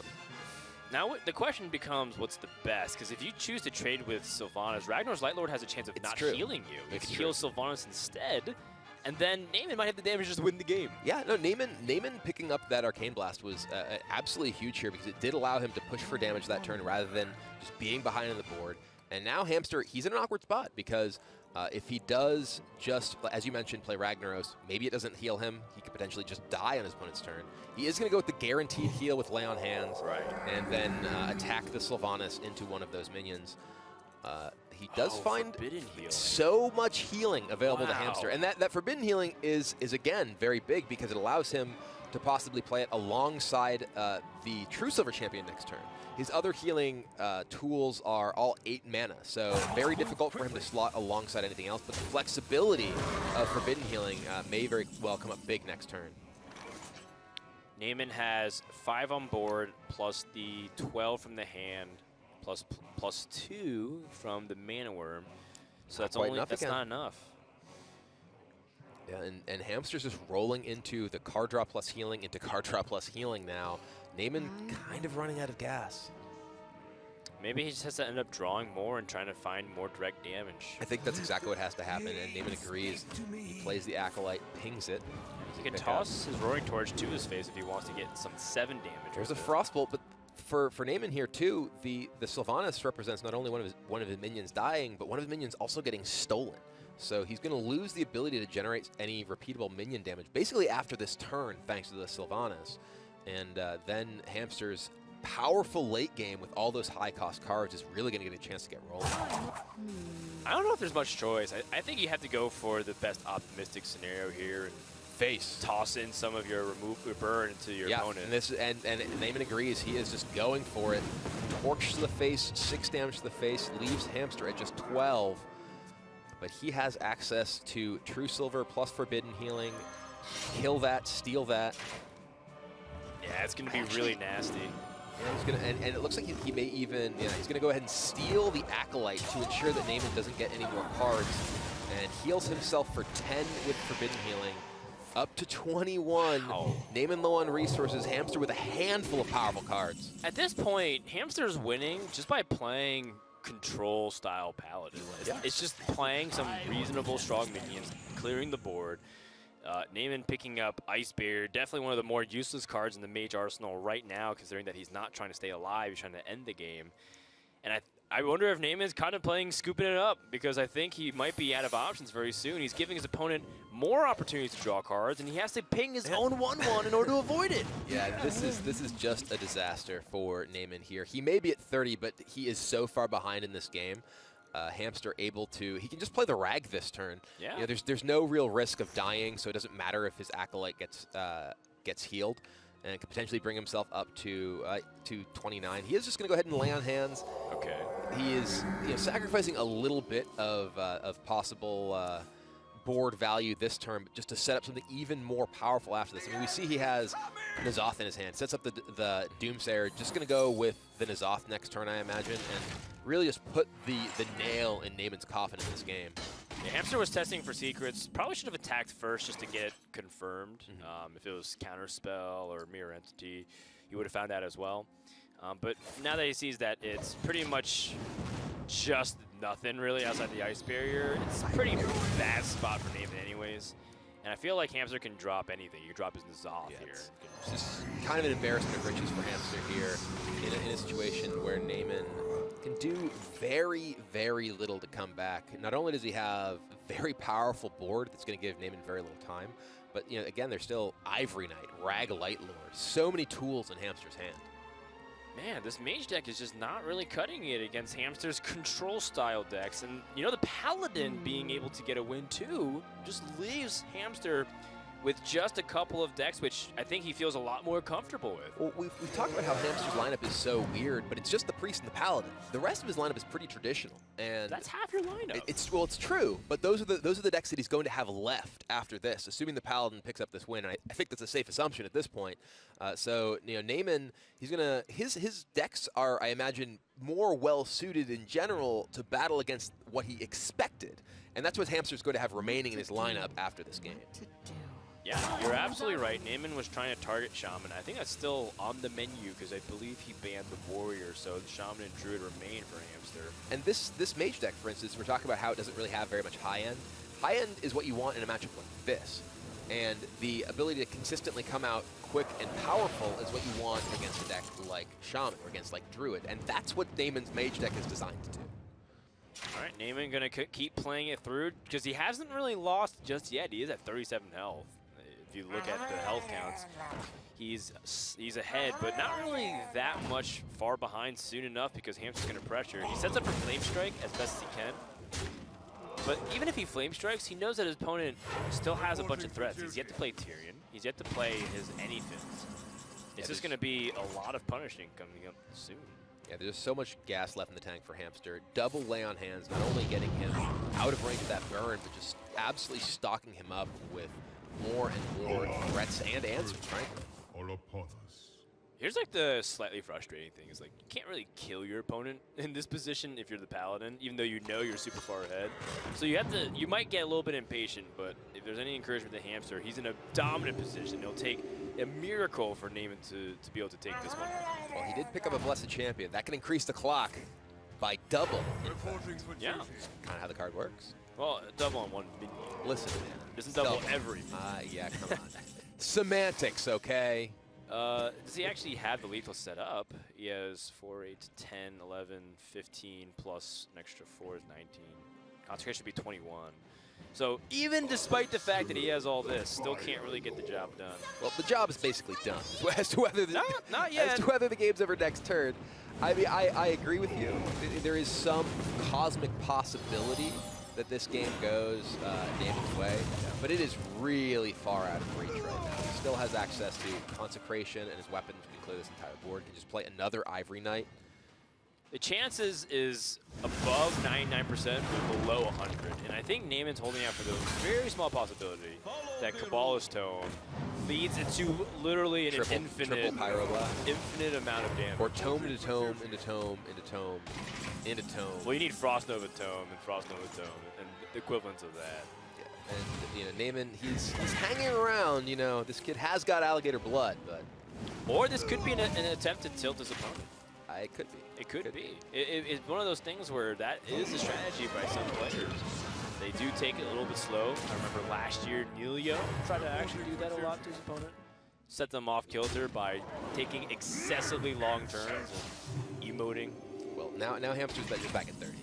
And there's the tome. Wait, hold on. There it is. He needs Frost Nova and He's got a tome and a tome. dream. He's got an ice block. He's setting up to be Freeze Mage. Freeze Mage, though, not so good against the Ragnaros brothers.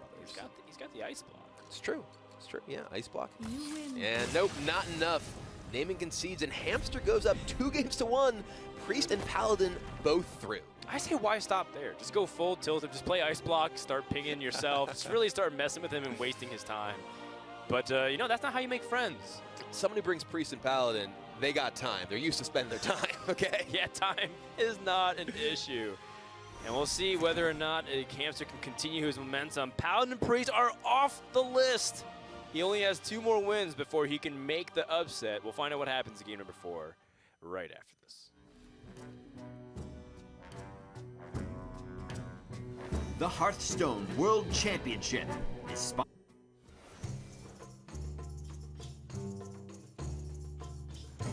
How important is making it to the big stage at BlizzCon to you? Since I used to play World of Warcraft, I was watching arenas and arena competitions. And when I watched that, I was really inspired by that, and I really wanted to go to come to BlizzCon, at least as a spectator.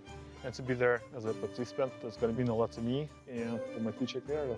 If you had to pick a player to play against in the finals of this World Championship, who would it be? It would have been Hippie. Dr. Hippie. Yeah, ask me why. Why? Because I'm going to easily win him. There's a famous clip from the Summer Championship. You beat Naiman at Star Ladder. Does that sort of give you the edge in your mind over him? Naiman doesn't have edge. Do you have an edge, Naiman? Of course I do. Strong edge, yeah. If the final is going to be me against Hippie, this is going to be a really easy win for me, 4-1. Do you think your life will change at all if you win the World Championship? Yeah, it will change. How so? Be more famous? Yeah, be more famous. World Champion Naiman. Yeah, World Champion Naiman is going to sound really awesome. Yeah. You get it Naiman. tattooed? Yeah, of course. Probably. Yeah, I will. Okay. Where do you want me to put the tattoo? I get to choose? Yeah, did you choose? Deal. Deal.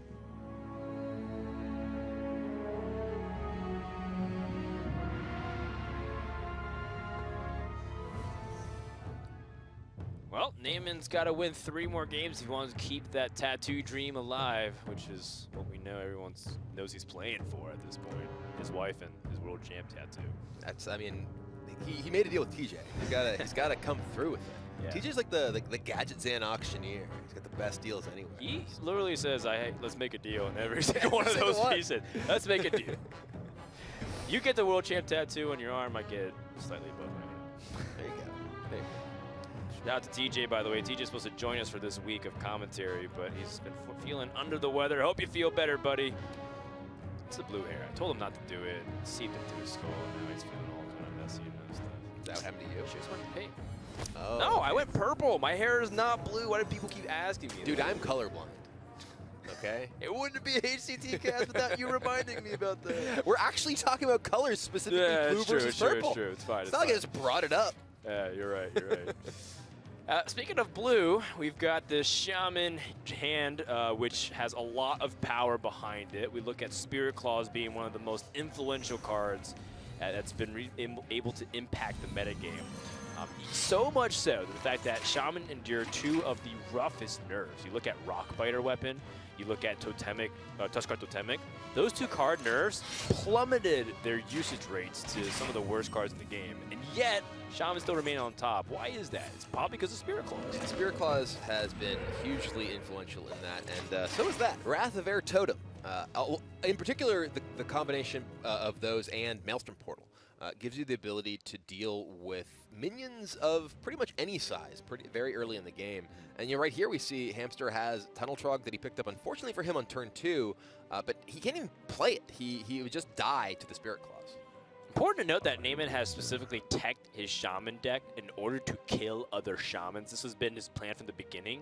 So while he's at a deficit right now, he can climb up very quickly if his plan goes according to his preparation. He has things like Defender of Argus, so that way he can get out of ranges and make better trades of AoE. And he has also the Horse Riders, so he can be able to kill those totems and get pressure going.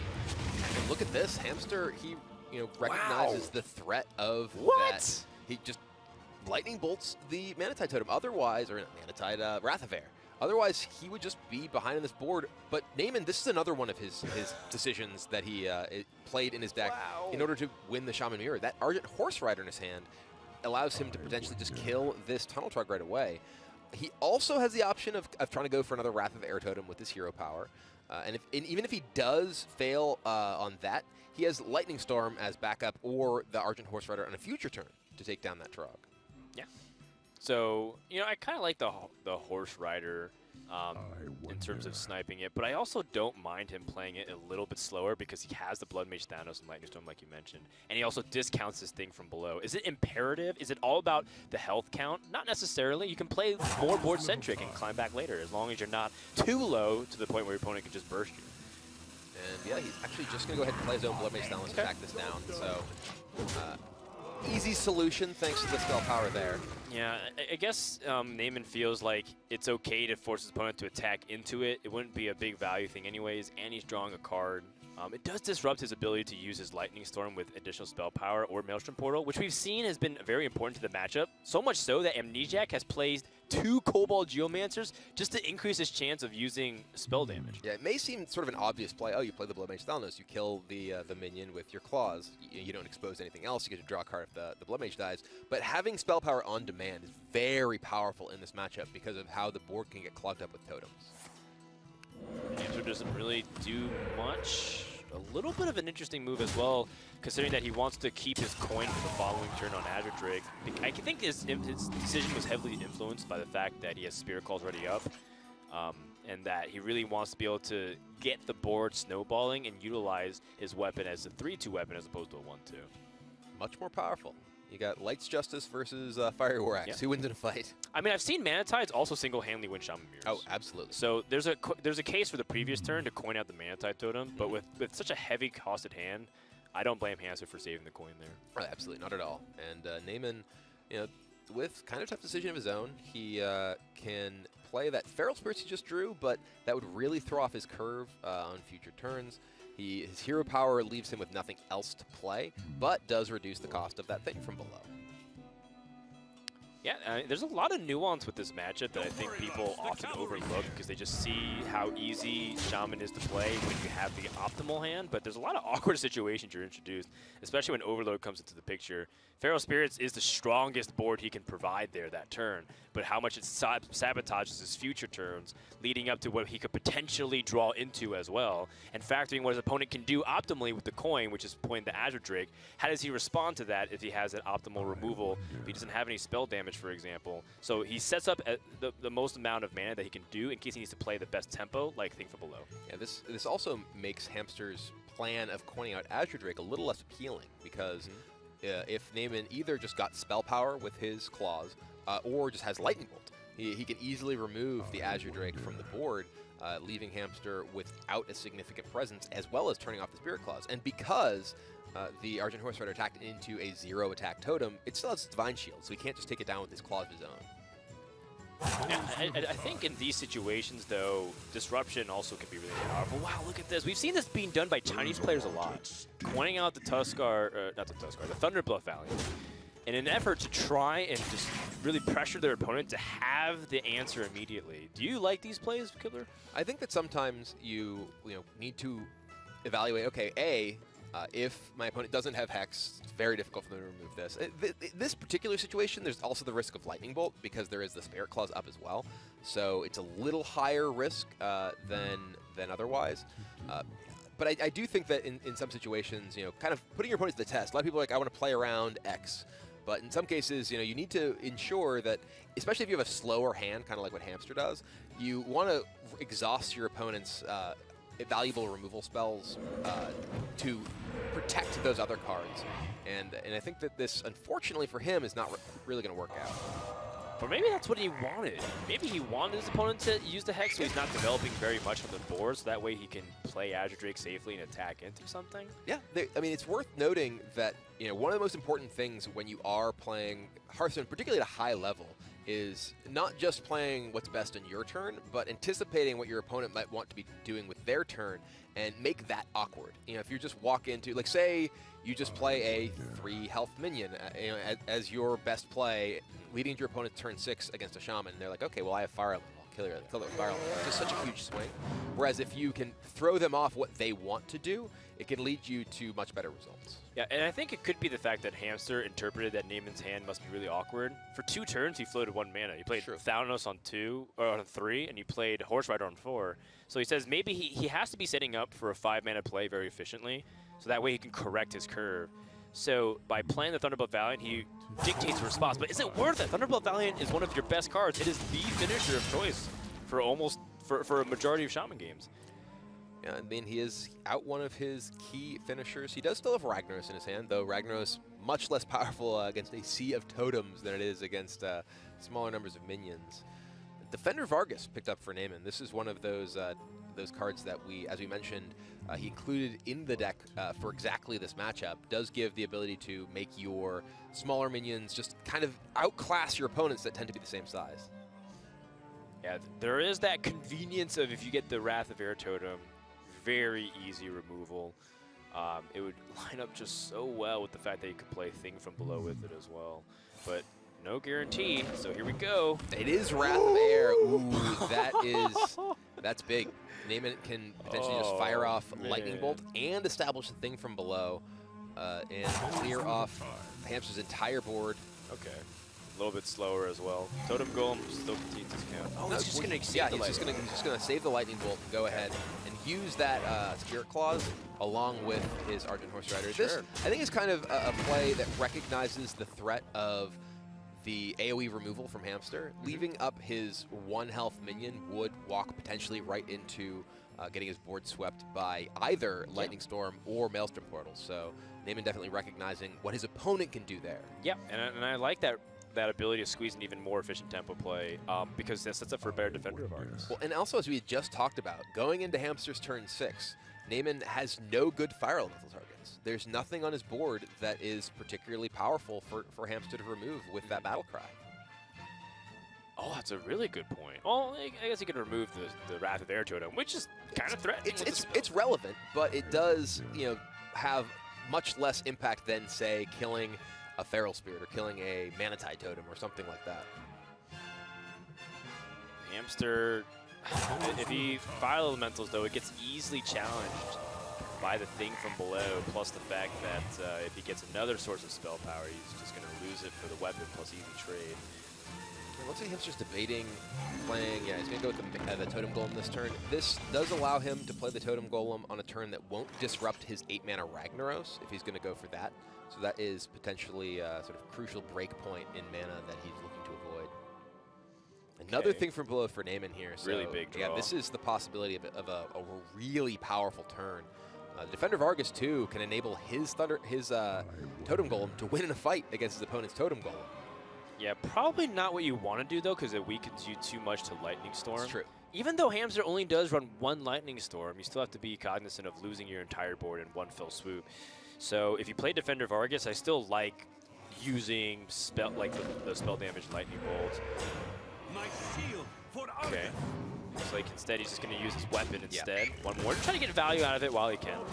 And uses the frog. That's the frog champ right there. He's going to go in and actually get some work done. Maximizes his spirit claws, and yeah, that 4/5 body is very relevant, whereas the having a couple of smaller bodies in a matchup where there's a lot of AoE, not nearly as effective. That is the second Hex, I believe, from Naiman. So it's going to be very costly to use that if he can't remove some of the bigger minions coming down. Although you did mention that Ragnaros is weaker against Shaman, still very frightening. It's still powerful, in particular, in a situation where Hamster here, he's at 23. He's not under tons of pressure. And Naiman, he could potentially, let's say he went Thing from Below, Feral Spirit's Hex, and just pushed. He's kind of strong against either Ragnaros or Lightning Storm, but over turns, he's not strong against both. It's a possibility that Ragnaros kills one of the big minions, and then Lightning Storm clears everything else out. Now he's in a lot of trouble. So, though, given the fact that he's potentially able to push a lot of damage in that time, maybe it ends up working out okay for him. Well, if he wants to use Hex, I see the Hex. You can Hero Power, Thing from Below, Feral Spirit, just pretty much load the board and put as much pressure as possible. It does make his opponent sort of panic in a way that if he has like AoE forms, that you'd go for it. Okay, juice the Hex after you get the damage in so he can squeeze in as much as possible. Now that he has that 1/1 Searing Totem, it's also very likely he's able to remove it. And Naiman chooses not to play the Feral Spirits, and Hamster immediately draws Lightning Storm. So Naiman's patience paying off here, recognizes I have a lot of threat already. Don't need to expose more of my board to that. And the 5 health on those 2 minions to the left, the Thing from Below and the buff Totem Golem, it's kind of an important flashpoint specifically against the Spell Power Lightning Storm. At 5 health, your minions won't be killed, even with the well, I was going to say even with the high roll of the Spell Power Storm, but with 2 Spell Power, that could be a lot more damaging. But it's not clear that Hamster's going to be able to actually get that double Spell Power going. Hamster might even opt to draw instead of Lightning Storm anything, because the Lightning Storm doesn't actually remove that much damage. It only removes the threat of Bloodlust. It just kills totems right now and gets a little bit of damage on those other minions. So I don't expect to see the Lightning Storm from Hamster here, simply because those 5 health minions are definitely out of range. Yeah, I guess the way you can get punished is not just Bloodlust, but Thunderblood Valiant as well. Calculate how much damage can be done. 9, 10, 16. So you just play Manatite Totem. Now, this is a wonderful opportunity for Naiman to play a Lightning Storm of his own. He can clear all of this out. Let's see, 5, 10, 14, 18 damage. He's actually so close to lethal He's here. 1 damage off. Yeah, he is exactly 18 damage between his board and his hand. Flame Tongue Totem representing 4, Lightning Bolt representing 4, 10 on board. Yeah, I double checked it. So Naiman doesn't have to even necessarily Lightning Storm this. He can Hero Power and even use Flame Tongue to trade, save his Lightning Storm if he feels like the need for it. But at the same time, he's in a dominant position, so that's when Lightning Storm can also be really strong to nail in the coffin. He also has Spell Power right now, and if he were to use the Flame Tongue to trade, he would no longer be guaranteed to have the Spell Power next turn. That's true. Yep, he's going to go ahead and Storm right now. He gets a low roll on the Drake. He does have the Searing Totem to finish it off. He'd rather get Searing than Healing, I think, so he wants to attack first. I think it's okay for Naiman to just kind of pressure his opponent anyways, because he'd be in a prime position to just finish off his opponent if he draws more damage. Yeah, so Hamster here, he's really looking for specifically Maelstrom Portal. The Blood Mage Thalnos plus Storm plus Portal would be able to clear the board. Bloodlust, that is not it. It's another spell power? Yeah, he needed it either to draw Maelstrom Portal or to roll That's spell power it? and roll high. And no, it is going to be tied up. Naiman takes game number 4, the Shaman Mirror. And that's what Naiman was looking for. Remember, his strategy isn't necessarily to kill the Priest and Paladins, because that's not what he accounted for. His strategy was to kill the Shamans. And he's starting the comeback train 1 game at a time, and now the series is tied 2-2. So we're going to go to game number 5. The Shaman deck is done for Naiman, but there's still work to be done on Hamster's side. Let's see what happens right after this.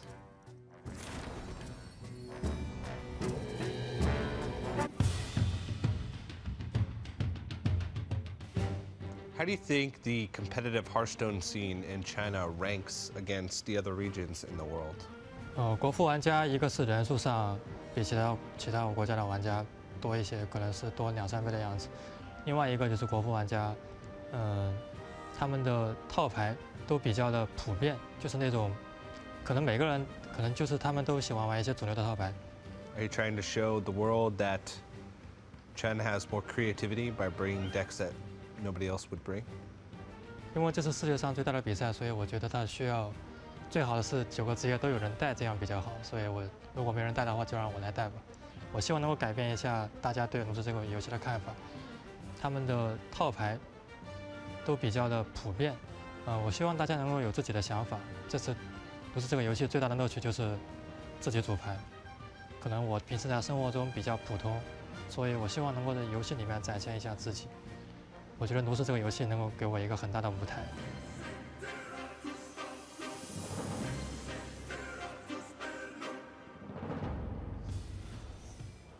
Quite the romantic idealist, I would say, as you can take a look into Hamster's mind that he plays just a lot more than for the $1 million prize. It's a lot more than just being the world champion. He loves the expression of Hearthstone. He loves the rewarding feeling he gets from winning with Priest and Paladin and showing that it can be done in different ways.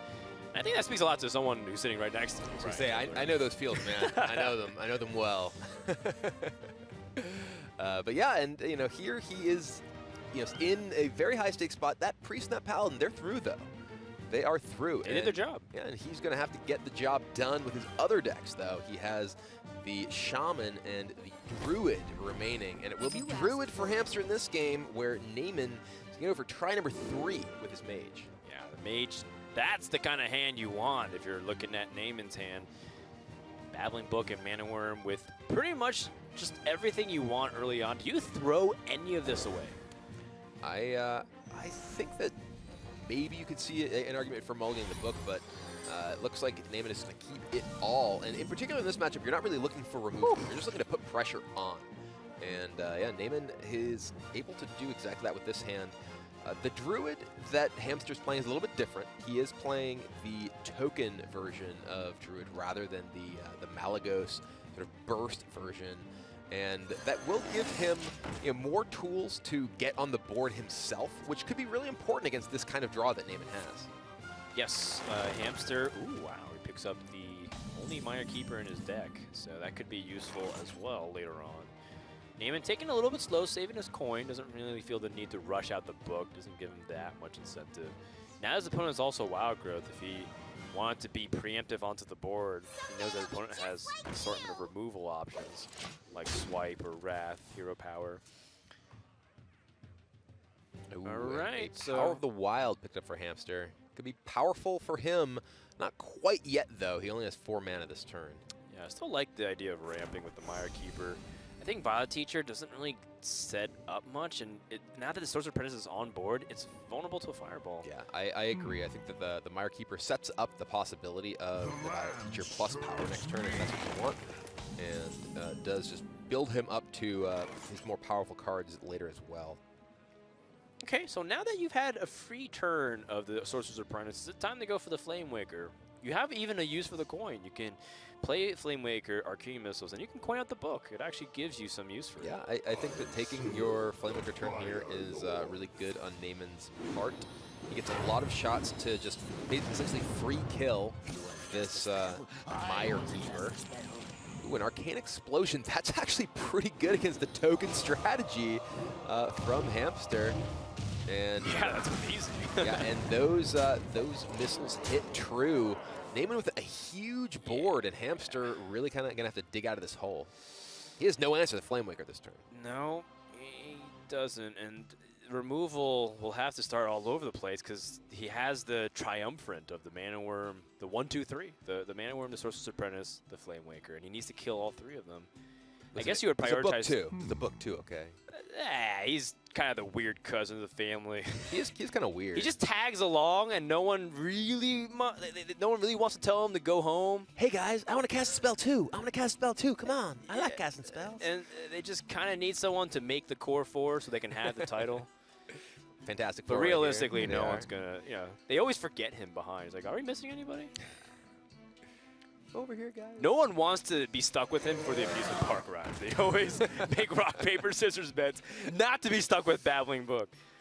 Well, the Azure Drake from Hamster, a little bit more of a solid inclusion in the team. Picks up the Fandral, and Living Roots gives him the ability to remove Mana Worm, but he does choose to fire it at the Sorcerer opponent. He's afraid of a big Flamewaker turn here, rather than damage that come out of Mana Worm.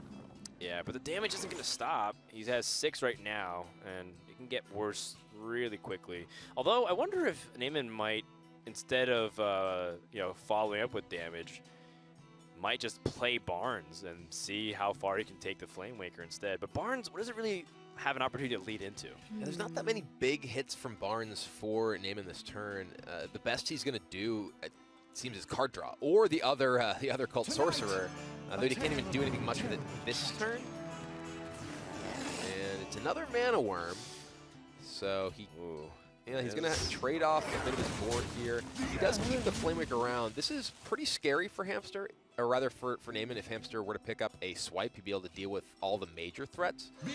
But it will be Fandral into Living Roots into Power of the Wild, which is pretty scary on its own. He's going to build a big board here. There is that Arcane Explosion, but there's no spell power for Naiman yet, and these have at least 2 health each. Oh, speak of the devil. There is the one Cult Sorcerer in Naiman's deck, which gives him the spell power that he needs to power up that Arcane Explosion, clear off those saplings. Oh, and Flamewaker hits true as well. Now this is a scary spot, though. Naiman found just what he needed, but there's still a Fandral up on the board.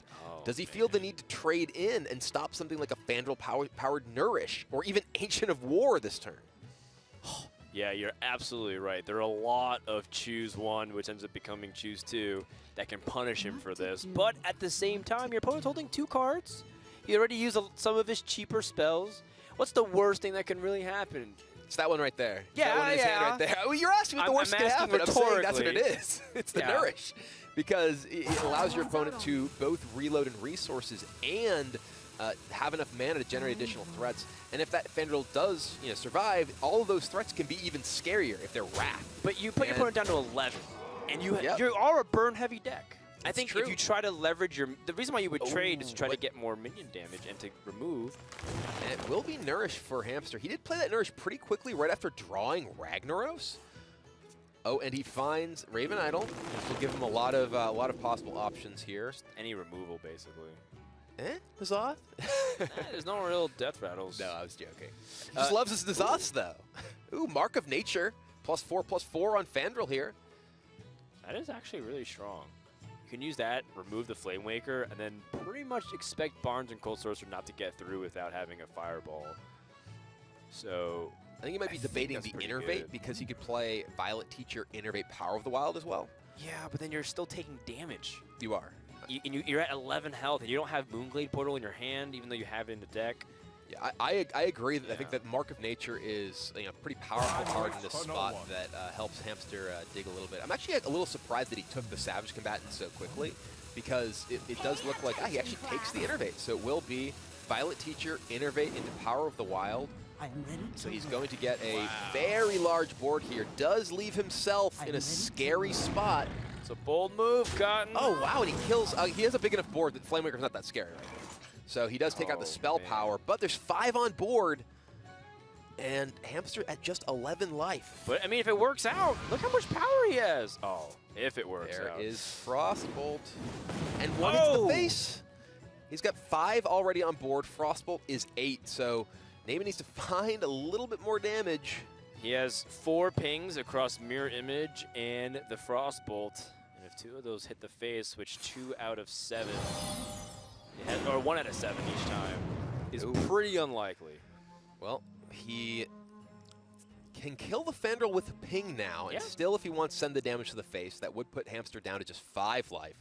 There'd be a lot of cards, even with the hero power from Hamster, that could potentially allow Naiman to close the game next turn. I could also just attack the face and ping, maybe even play Loot Hoarder rather than ping down Fandral, because the Fandral itself is going to go with He's trying to maximize his minion damage at this point, and he gets the ping on the. Yeah, he also wants to maximize the pings he's getting out of the Flamewaker there, given that there were 2 1-health minions on the board.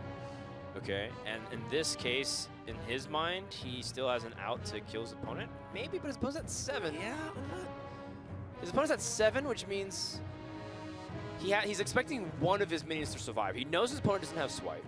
So he's saying that if I can get Barnes to at least stay alive, because Flamewaker's likely to die, because he can't get through both those mirror images very easily. Yeah, but then I can be able to get the win if I draw a turn. But it's not quite going to work out for him right here, because Hamster has the Savage Combatant and the Wrath. Savage Combatant powers up his hero power. He can get through one of those. Here, minion can attack another. Actually, no, it's not. Yeah, he can actually play the board. Can he actually play the Giant Bananas too? He's 1 mana shy. Wow, that's actually the difference, I think, between him having like an opportunity to commandingly swing the game versus him barely staying alive. And Naiman's play here, you know, using the Frostbolt as removal, relying on the minion surviving this turn. All right, well, he picks up a Blood Mage Thalnos, and he can play out several minions that can give him additional draws, because he does still have a lot of burn left in his deck. The Acolyte, he can potentially ping his own Acolyte and then play Loot Hoarder to guarantee several cards over these turns. Hamster's still just at 8 life. That's a Forgotten Torch. That's step 1 right here. One more piece of damage, really, because then you can pair that with Fireball. Ancient of War is great, but you gotta go for Ragnaros and go as aggressive as possible. And even then, you still don't necessarily have to guarantee to kill him next turn. Yeah. There's a Arcane Intellect, so a lot of draws, but not a lot of time for Naiman here. Ragnaros is going to put him down to just 14. Oh my goodness. Azure Drake Oh my goodness, he doesn't have the bird! No, he just drew card draw into minion. He still has a lot of things he can draw that's also duds. He could draw into Flame Strike right now, and that wouldn't do anything, even though it would remove a lot of the power on board. So he has to spend his removal defensively here to stay alive. I mean, I just looking back at those previous turns too, I wonder if Naiman hadn't made the board-centric play, if he had just attacked and sent the damage to the face, would he have drawn that Forgotten Torch in time to finish the game off? So he would have put his opponent at 5, and he... With Frostbolt still in hand, though. With Frostbolt still in hand. I think that he may have been just shy of that damage, but now Naiman is coming up short. He has removal, but not enough to take out everything that Hamster has on the board. Yeah, there's an opportunity to reduce some of the damage here. He's not dead yet. Because at least from what we know. From what he sees on the board, there's only the possibility of 13 so far. Assuming Ragnaros does go face as well. If he draws Swipe, that's just it. Yeah, Swipe would he's do one it. off from the Mooncleave. Oh, he can't heal up either. And there's still the possibility of Naiman just drawing Fireball. Fireball plus Forgotten Torch is enough to end this game, even from this spot. Yeah. There's also no guarantees that Hamster doesn't leave up a spell power minion too. It looks like he may attack into it. Yeah, I think he definitely wants to maximize his damage here. Yeah, he can take out the Mana Worm. He can take out the Blood Mage Thalnos, but there's still a draw for Fireball that can win Naiman the game. Yeah, there's also instances where if you feel like you're going to lose, you can set up Ragnaros to do damage, but he only has 5, and that was his opponent at 9. So Ragnaros doesn't even have a chance to bail him out in case he needed a Hail Mary. And so at this point, I think Hamster has to let Naiman just have it. I think you have to give him a shot, yeah. Yeah, let him draw his cards, see if he has it. You've done what you can to stabilize. Yeah, you can't get yourself in a position where there's any chance of Ragnaros lethal. You have to kill the Mana Worm, because the Mana Worm is just like giving your opponent more outs. Certainly. So Naiman has 2 draws. No, that's not it. It's not it. It has to be the next card. Naiman put his hand down. Arcane Blast. That will not do it. And we see just kind of a smirk coming across Naiman's face here. He needed Fireball right now. Is there any draw? He could Azure Drake into a Babbling Book. He already played his book. Frost Nova. Oh, he only he has 2 books. He does have 2 books. Yeah, it's possible that he Azure Drakes into the Babbling Book into Frost Nova, which could get Ice Block or Frost Nova. Let me finish, and then draw Arcane Intellect into Fireball. You found it.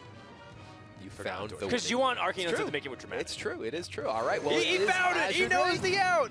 It's the Fireball just short, one card too deep, and Hamster takes game 5. He's up 3-2. Oh, don't do it to yourselves. Don't do it. Everyone always wants to say, I want to know what my next card is. When you play, sometimes in physical card games, you always just look, what would I have drawn? What would I have drawn? Don't do it to yourselves. Don't go rabbit hunting. Don't do hurts. it. Don't do it. Every time. Oh, man. Yowza. Such a close match. That is game 5 in the books. Hamster's one game away from keeping his hopes alive and sending Naiman home. We'll find out what happens in game number 6 in just a moment. Don't go anywhere.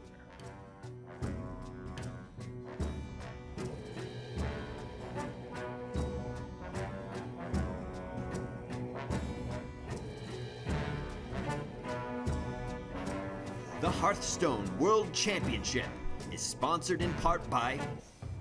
Welcome back, everybody. Game number 6 about to begin. Naiman's on quite the streak right now, except not the one he wants to. He's losing 3 games with his mage.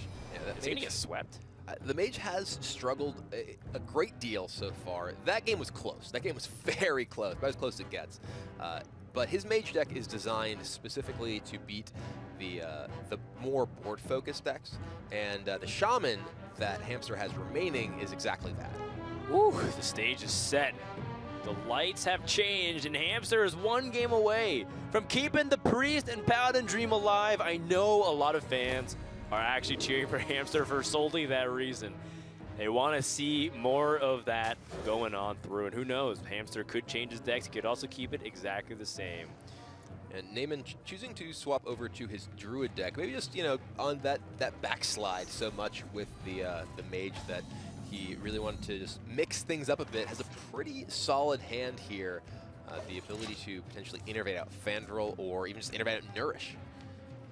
And it will be Spirit Claws for Hamster and one of the stronger early plays, especially with that Blood Mage Thalamus in his hand. All right, so he has the ability to innervate Fandral, but doesn't necessarily lead to anything. The following turn, his opponent might hero power, and I guess he could Rat Cycle, but does that give... is that enough of a swing you want early game? Also, not to mention your opponent could just coin remove it through something, whether it's Lightning Bolt or whether it's Hex. Yeah, the fact that there is the Spirit Claws up makes the Fandral a lot more vulnerable as well, especially if your opponent does have the Lightning Bolt. They're a little bit off with Lightning Bolt, but Blood Mage Thalamus, for instance. Power Lightning Bolt. Yeah. And Naiman does decide to hold on to Fandral, keep his Innervate as well. Innervate's also often powerful, sort of the mid to late turns, important to make those big swings. Naiman would have loved that Wild Growth last turn, but it's still good now. Yeah, it's still good now, and I kind of wonder, even if he had it last turn, would he dramatically change his play this turn? I guess he would have maybe considered the Fandral this turn, so that way he could have set up for the Nourish. For now, if you have 5 mana the following turn and you Nourish, I guess you're just going to play really passively and let Shaman get onto the board. Yeah, and then you have to try to use the swipe to come back from that. It's definitely one of the risks. Allowing the Shaman to build up a significant number of totems with no minions on board to contest can make cards like Thunderbolt Valiant or even just Flame Tongue Totem a lot more threatening. Yes. And especially with Hamster already having the Flame Tongue, can get pretty nasty. Looks like Naiman's choosing to forgo that and go for the Nourish. He's nourishing for cards. Just wants to fill up his hand here, finds wow. Oblivion's and a Raven Idol, so a lot of tools that will work very well with that Fandral. It's amazing. If you had anywhere like 8 or more mana with this kind of hand, you just go off. Yeah, this is definitely a hand that can do a lot. The Living Root's not nearly as powerful here, simply just because there are so many minor AoEs in the Shaman deck, so the Shaman has a lot of tools to answer them, but forcing them to use those when they might not want to can also be very inconvenient for their plan. I think Hamster is contemplating about the benefits of using the coin here or even attacking the face, but I don't really know if there's much. If you're looking at the lists from the Druid, I don't think Naiman even has a Harrison Jones, so it's not like you're really worried about charges for weapons over time. Yeah, the couple of reasons you might want to attack with the weapon are, like you mentioned, the Harrison Jones, as well as if you have another one, or you suspect that it's possible you'll lose your spell power and you want to ensure that you do get the damage in. But Hamster's just going to go ahead and point out Flame Tongue Totem. He's going to ensure that Naiman doesn't have the time to utilize all of those cards he just drew from that Nourish. He wants to put the pressure on. Yeah, that's a really good breakdown, I think. Hamster has analyzed and made a read that, you know, Naiman's hand has to be pretty awkward. He's intervened out a Nourish for cards. That means he has to be playing very much combo-centric of what he wants to do. Hamster wants to put as much pressure on, so by coining out the Flame Tongue, he can also hero power Thing from Below. It also, yeah, I was going to say, it also sets exactly this up, which enables him to utilize his mana effectively this turn as well, with the 2 mana 5/5 and getting the totem into play. Whew. All right, well, this... That's a lot of Fandral value. Yeah, it's a little awkward for Naiman, though, thanks to that Thing from Below, because it assures that Hamster has the onboard way to remove Fandral, so Naiman will only have this turn essentially guaranteed to use it. I mean, he could swipe this turn and prepare for Fandral with Raven Idol's Living Roots next turn.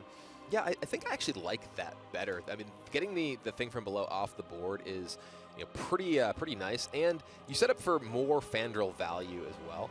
Yeah, we're going to go ahead and see that swipe plus... Oh, he's actually going for the Moonfire to ensure... And I like this, too. It allows him to use his hero power to clear off the spell power totem specifically, which really downpowers both the overall board state that Hamster has and clears off the spell power, so it makes it less likely he has tools to remove Fandral when it does get down. All right, well, Hamster and the rest of China players really like playing Thunderbluff Valiant on 5. They feel like it's a really powerful thing to threaten your opponent. Well, specifically here against a Druid deck, Druid has pretty much all damage-based removal. There actually isn't even a copy of Mulch in Naiman's deck, so the 6 health on turn 5 is pretty difficult for him to deal with. Yeah, really annoying. Naiman can also leave the Fandral, but leave the Thunderbluff and just kill the totem, so that way it's less effective. Starting off with Raven Idol, get a ton of value. Picks up Innervate especially. Nope, gets a Novice Engineer and Astral Communion. I've seen Naiman take that before. Yeah. Naiman's actually one of his most famous games that he's played in was when he took Astral Communion and still won the game. That's Dark Echo is a pretty big threat, and Naiman doesn't have very much here. Whew. Another Nourish or a swipe. He's going to go ahead and Living Roots just to take down the totem. Helps reduce the immediate impact, at least, of that Thunderbluff Valiant. Won't be able to attack with the minion it generates immediately. Though Hamster, if he wants to go for it, has a clear with Lightning Storm right now. What's important about Naiman's playing the Raven Idols and getting the value isn't necessarily just the cards that he gets, but the fact that he can spend his mana pretty efficiently over the next couple of turns. He was in a position where he had Fandral and a bunch of 1 costs up. Right. So over the course of 7, 8, 9 mana crystals per turn, you're just going to be wasting a ton. Now that he's got Dark Arakoa, that thing is really beefy, and that's going to dictate a Hex and then free up your other things from not getting Hex if you're playing Baron Geddon and Malygos. Yeah, definitely generating more resources, and specifically his choice of the Novice Engineer as well allows him to dig a little bit deeper. You know, none of the other minions that he saw were particularly impactful, so he decides just to rebuy on that as well. Goes for another card, and ooh, the Thalnos plus Storm allows him to take down Naiman's entire board thanks to the Spirit Claws and generate a pretty significant board presence already. Yeah, it looks like Hamster was trying to keep his Thunderbluff as much health as possible, so he opted to use Lightning Storm just to do a little bit of damage and spread across it.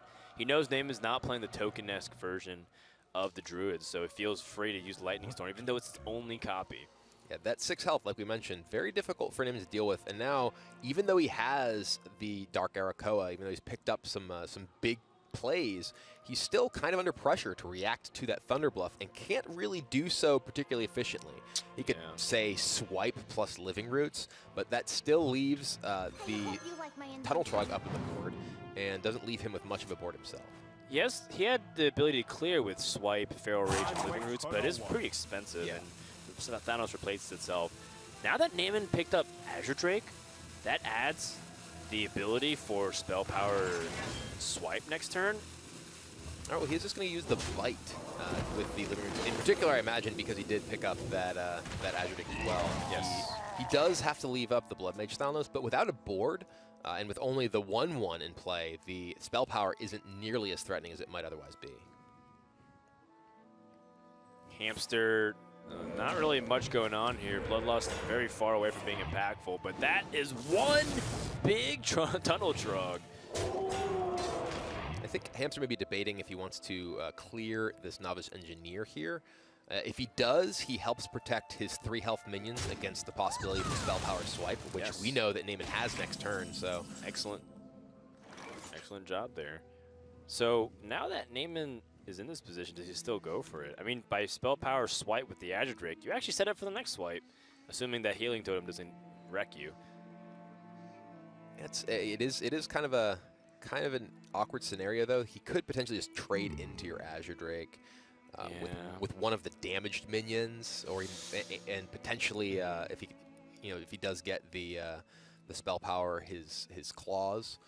The problem is that if you play a minion and you just leave up the Tunnel Trog, it's too threatening with just the fact that it deals that much damage, and you know that Shaman still has more. Hamster also has the Bloodlust, so if he plays something really passive, he might just die. Yeah, the Trog is terrifying. I think that in Naiman's spot, he's got to really be considering his life total here and just how threatening that Trog is. He picks up another Azure Drake. Okay, so he's covered on both those fronts. Another spell power swipe. Very astutely using the swipe from the right, so that way he doesn't give away from the fact that he has a swipe from the Raven Idol. Right now, in Hamster's mind, his opponent's out of swipes. Well, there is spell power, so it does give Hamster the ability to potentially just bolt this down. And like you said, the fact that there is a discovered swipe means that Hamster will likely not be anticipating another swipe. So he may be more likely to use the bolt to protect his board presence rather than trading off his vulnerable minions. I think he's also counting damage, assuming he gets the Bloodlust off next turn. He can estimate 3, so he gets 9 plus the 6 on board, plus that is 18. He might need that Lightning Bolt for extra damage and kill an opponent. All right, he's going to go ahead and use the bolt now, though. Okay. Sending in 4. Yeah. Debating whether he wants to use the last charge of these claws. If he draws another claws, it certainly, definitely should be used, but he doesn't have it in his hand. It does also represent, even if he loses his spell power, the ability to clear off a body that's created by Hex, so it can represent significantly more than 3 damage in the right spot. But swipe number 3 from Naiman does clear off the board, and that's a big swing because that leaves the Bloodlust essentially stranded in Hamster's hand. Yeah, one of the biggest criticisms against Bloodlust is exactly this spot. Doesn't really have much to do if you're super far behind on board. I mean, Hamster can't even answer this Azure Drake because he didn't get Spell Power Totem, so if he can't have the Maelstrom Portal, I guess if he wants to use Hex, but he knows there's so many more targets that he'd rather Hex. In fact, Hex, this would be a position where Naiman would be baiting Hex, so that if Hamster uses it, he can just drop Malagos or something else. Right, well, Hex will take on the Drake. Hamster, I think, needs to do this here, despite the fact that it's not terribly effective against additional large minions coming down. He's really, really far behind if that Azure Drake stays in play, and he's not able to build up his board to get some effect out of that Bloodlust. Naiman now, though, he knows that that Storm is gone. There's only the 1 copy of Lightning Storm in Hamster's deck, so he takes that as a cue to just go wide on the board here. And with that Hex gone, that Dark Arakoa is going to be very difficult for Hamster to deal with. Oh man, I think another opportunity wasted here is the Wrath of Air Totem doesn't show up. That might have given Shaman the ability to handle this board with Maelstrom Portal. Instead, Hamster's just left to try and see what he can get off of this. Inquisitor is not that bad of an opportunity, but 1-3 is not going to do much in this position. And here Hamster really, he's just going to go with Bloodlust. He's just going to go ahead and use it to help fight back for this board. Does let him clear and ensure that he's not getting his board just completely eaten and Bloodlust rotting. But now the initiative is all Naiman's. He has a handful of cards, going to go ahead and draw even more of them, and Hamster is largely out of gas. Yeah, not really much to do here. Naiman's yet to hit some of his best cards, whether it's Malagos or Baron Well, there's one of them. Baron Geddon is going to make it even more difficult for Hamster to come back here. That's one of the crucial cards we've seen in a lot of players' Druid decks that hasn't previously been terribly common in Druid, but does give the ability to just clear off boards of totems very easily. All right, 2 draws for Hamster. Still doesn't pick up anything too significant. Naiman has the ability to clear us all off. Yeah, I think it's Geddon time. I think that we're going to see Baron Geddon come down and allow him to absolutely decimate Hamster's board, removing every single minion on that side of the table. Yeah, I completely agree here. Although Naiman has also proven to sometimes just go for it. I think this is definitely an opportunity to just be safe. Well, there he does find, all right, Arcane Giant. That makes that not necessarily quite as appealing. He can take out the real threats of the Manatide totems and give himself a double threat turn with that Giant as well. Yeah, but that all of a sudden makes Thunderbolt Valiant not that bad of a thing if he's able to get the Wrath of Air totem, which is very likely, and then combine it with the Maelstrom portal. Yeah, and Lightning Bolt. Well, you might have just given an opportunity for Hamster to climb back. Yeah, this definitely could be a window for Hamster here. He does not find Wrath of Air though. Maelstrom portal will give him a Swashburglar. Yeah, he's laughing at the fact that he didn't get Wrath of Air totem. That's just the Innkeeper BMing you. Wow, that does not end up working out the way he wanted to. Does not feel good. Is that an opportunity to kill, by the way? I think it might be. He's a little bit short, I think. Actually, there's Baron Geddon, Feral Rage, Feral Rage, Innervate. No, he might have enough. No, I think he actually. has exact lethal. If he uses both Feral Rages, Innervate hero power plus the Baron Geddon and the 8 damage. Yeah, no, I think you're actually exactly right. The Innervate allows him to actually squeeze in the hero power that can represent lethal. So we see Naiman doing that math on his hands, trying to figure out, okay, do I have this here? Is this the right number? And 4 plus 4 plus 1 plus 2 plus 8, that adds up. That's a lot. That's almost a million. That number is big. Yeah, and there you go. Naiman's going to wrap it up very much on point. Still this deep into the series, 2 hours into it. And we once again are going to go to a Game 7. And both players executing their strategies. Hamster being able to get his Priest and Paladin, trying to get those wins. And Naiman still targeting the Shaman. It's working out so far. Yeah, he's going to have to get away with that Mage, though. That's the one deck that Naiman has dropped quite a few games with so far. And I believe that, yeah, that's actually the only deck that he's lost with in this series. And he's going to have to find a win in this last game. The elusive Mage win. Will it be his savior or will it be his undoing? We'll find out right after this. Don't go anywhere.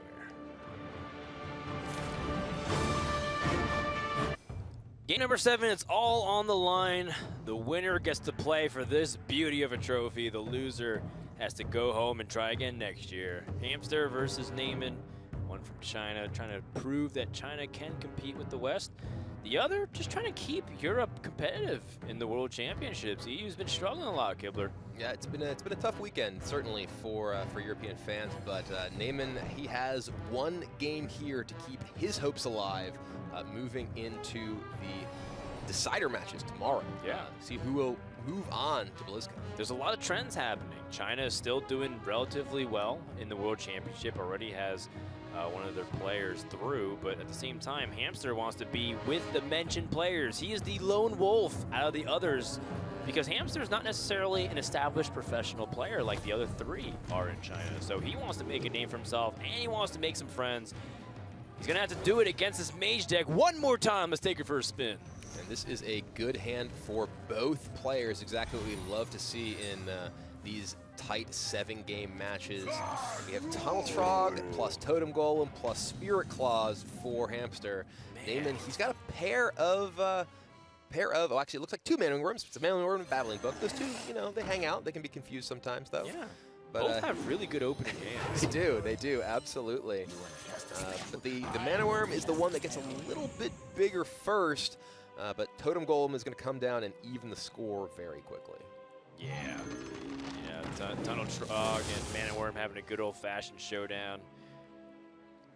It's actually kind of an interesting spot, though, because Hamster, he's going to go ahead and attack into the Babbling Book, it looks like, but that does open up the Trog to removal from an Arcane Blast. Yeah, conveniently for Naiman, he doesn't necessarily have to do it just now, because you get an easy trade. Ooh, but this opens Naiman up dramatically to the Maelstrom portal here. This is pretty huge, leaving Hamster with the only minion on the board, and it's a 4 health minion, which is out of range of any of the removal spells he's able to play right now. Yeah. He doesn't have spell power. Arcane Blast is only 2 damage. Naiman has the ability to set up for 2 turns if he wants to Frostbolt it now or set up for a Frostbolt the following turn. He can Forgotten Torch as well to help him get towards that goal.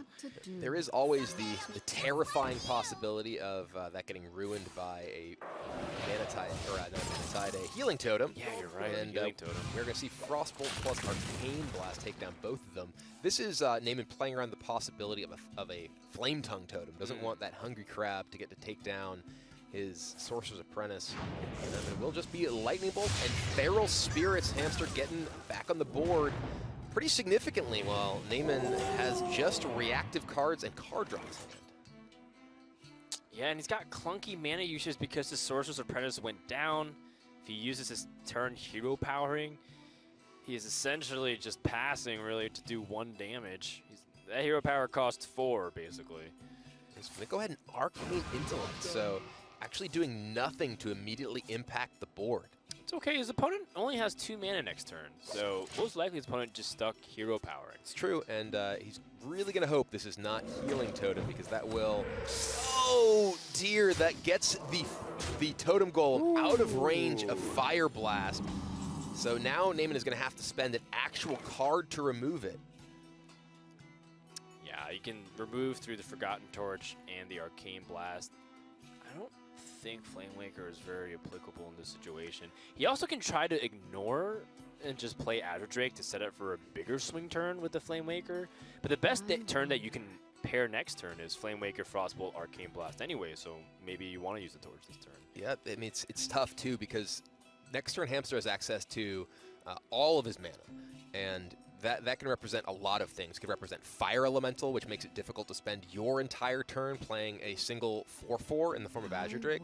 So I think that we're going to see Naiman use some removal here, yeah, and he's actually going to use the Frostbolt. This allows him to keep the Arcane Blast alongside Azure Drake, which is a 1-cost 4 damage removal spell, I like it. or another cheap spell alongside Flame Waker. So on sort of both angles, it's a more powerful card. I like it. So heads up, realizing that it's not just about the Flame Waker. The Azure Drake has that synergy, which plays really conveniently into Hamster's Azure Drake.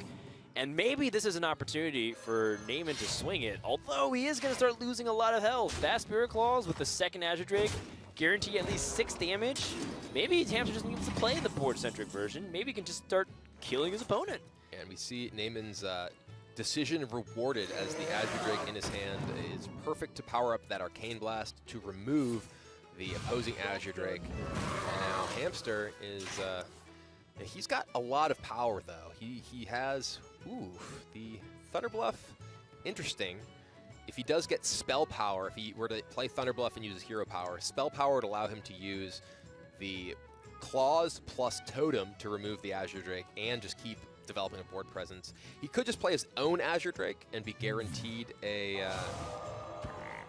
claw kill with the spirits as well, but just going to go ahead and Hex. There are no big minions in Naiman's deck, so the Azure Drake is the best Hex target here. Yeah, that's good situation recognition from Hamster. If he played Thunderbluff Valiant, trade away his board, he's leaving himself extremely vulnerable to single target removal like Fireball. We also know that Naiman has that Polymorph for additional opportunity. That Mirror Image can also be something super swingy, depending on how Naiman is able to get these Flame Waker pings. Arcane Missile has to do a lot of work here. It's a lot of shots. Still needs one more on that Mana Tide to take it down. It will not Does not get it, and now And that now- Maelstrom but portal. Azure Drake plus Maelstrom Portal plus that Spirit Claw, that will sweep Naiman's entire board, leaving him with just a Polymorph in hand. Yeah. Facing I don't down know. Hamster's huge grip of cards. And he's going to keep drawing from that Mana Tide. He needs Flame Strike right here, right now, and that's not it. Naiman's still alive in his mind, but we know that there's a Lightning Bolt on the other end. And if he only removes 2 damage, he could potentially get the Wrath of Air Totem just to end the game, or he can just use his Thunderbluff Valiant to buff and end the game right there as well. Yeah, this Mage deck has really struggled for Naiman here and is not looking like things are going any better in this game. Polymorph buys him a little bit of time, no guaranteed spell power across the table for Hamster. 3, 5. Oh, is that There it? is the Flame Tongue Totem. That is going to do it. Flame Tongue plus the 2 damage from the... Oh, he's debating here. I think. Well, he can't use the Lightning Bolt. Oh, no, it's actually not quite Thunderbluff. it. I think you might be right. I think Yeah. it's not quite it. Yeah, if he gets the Wrath of It Air looked like he- Totem, if he gets the Wrath of Air Totem, it is. It's true. Yes. But at the same time, he's in such a dominant position that I think he can just get away with it. Yeah. There it is. We got a little ahead of ourselves, but there it is. 4 damage from the Lightning Bolt, and Hamster will defeat Naiman and move on to preserve his tournament life at the World Championship. Chinese player Hamster bringing his own lineup of Priest and Paladin, able to send Naiman home, the winter champion of the Europe region. And you know what? A lot of storylines go into this. The first is we didn't really expect Hamster to be able to get out of the group, and now he's in a position to go up against BB Gungun and perhaps be another player going through to the round of 8. Also, Europe continues to struggle in the World Championship. What's going to continue to develop? A lot of fun things are happening, Kibler, and I don't know what's going to happen. Yeah, I mean, as a Priest loyalist myself, I was rooting for Hamster all along. Great to see him still with his hopes alive going up in the decider match tomorrow. All right, well, we do have our winner, Hamster, with Raven for a couple of words on his win. Thanks a lot, Frodan. Congratulations on the victory. I just want to ask you, did you feel confident and prepared going into this matchup, and did it all go to plan for you? 打这场比赛，你当初有自信吗？那你觉得你自己准备足够吗？那你觉得这场比赛结果如何？这场比赛我本来以为会很轻松就能拿下的，因为我卡组上很大的优势。但是没想到会打到这么艰难。不过还好，最后运气比较好。I was confident early on because I thought I was favored with a lot of my decks, so I didn't anticipate for it to be such an intense match. But I'm just glad that it worked out well. Yeah, it definitely did. So congratulations again. Definitely a nail-biter series. But we are going to be moving on to our next series of the day.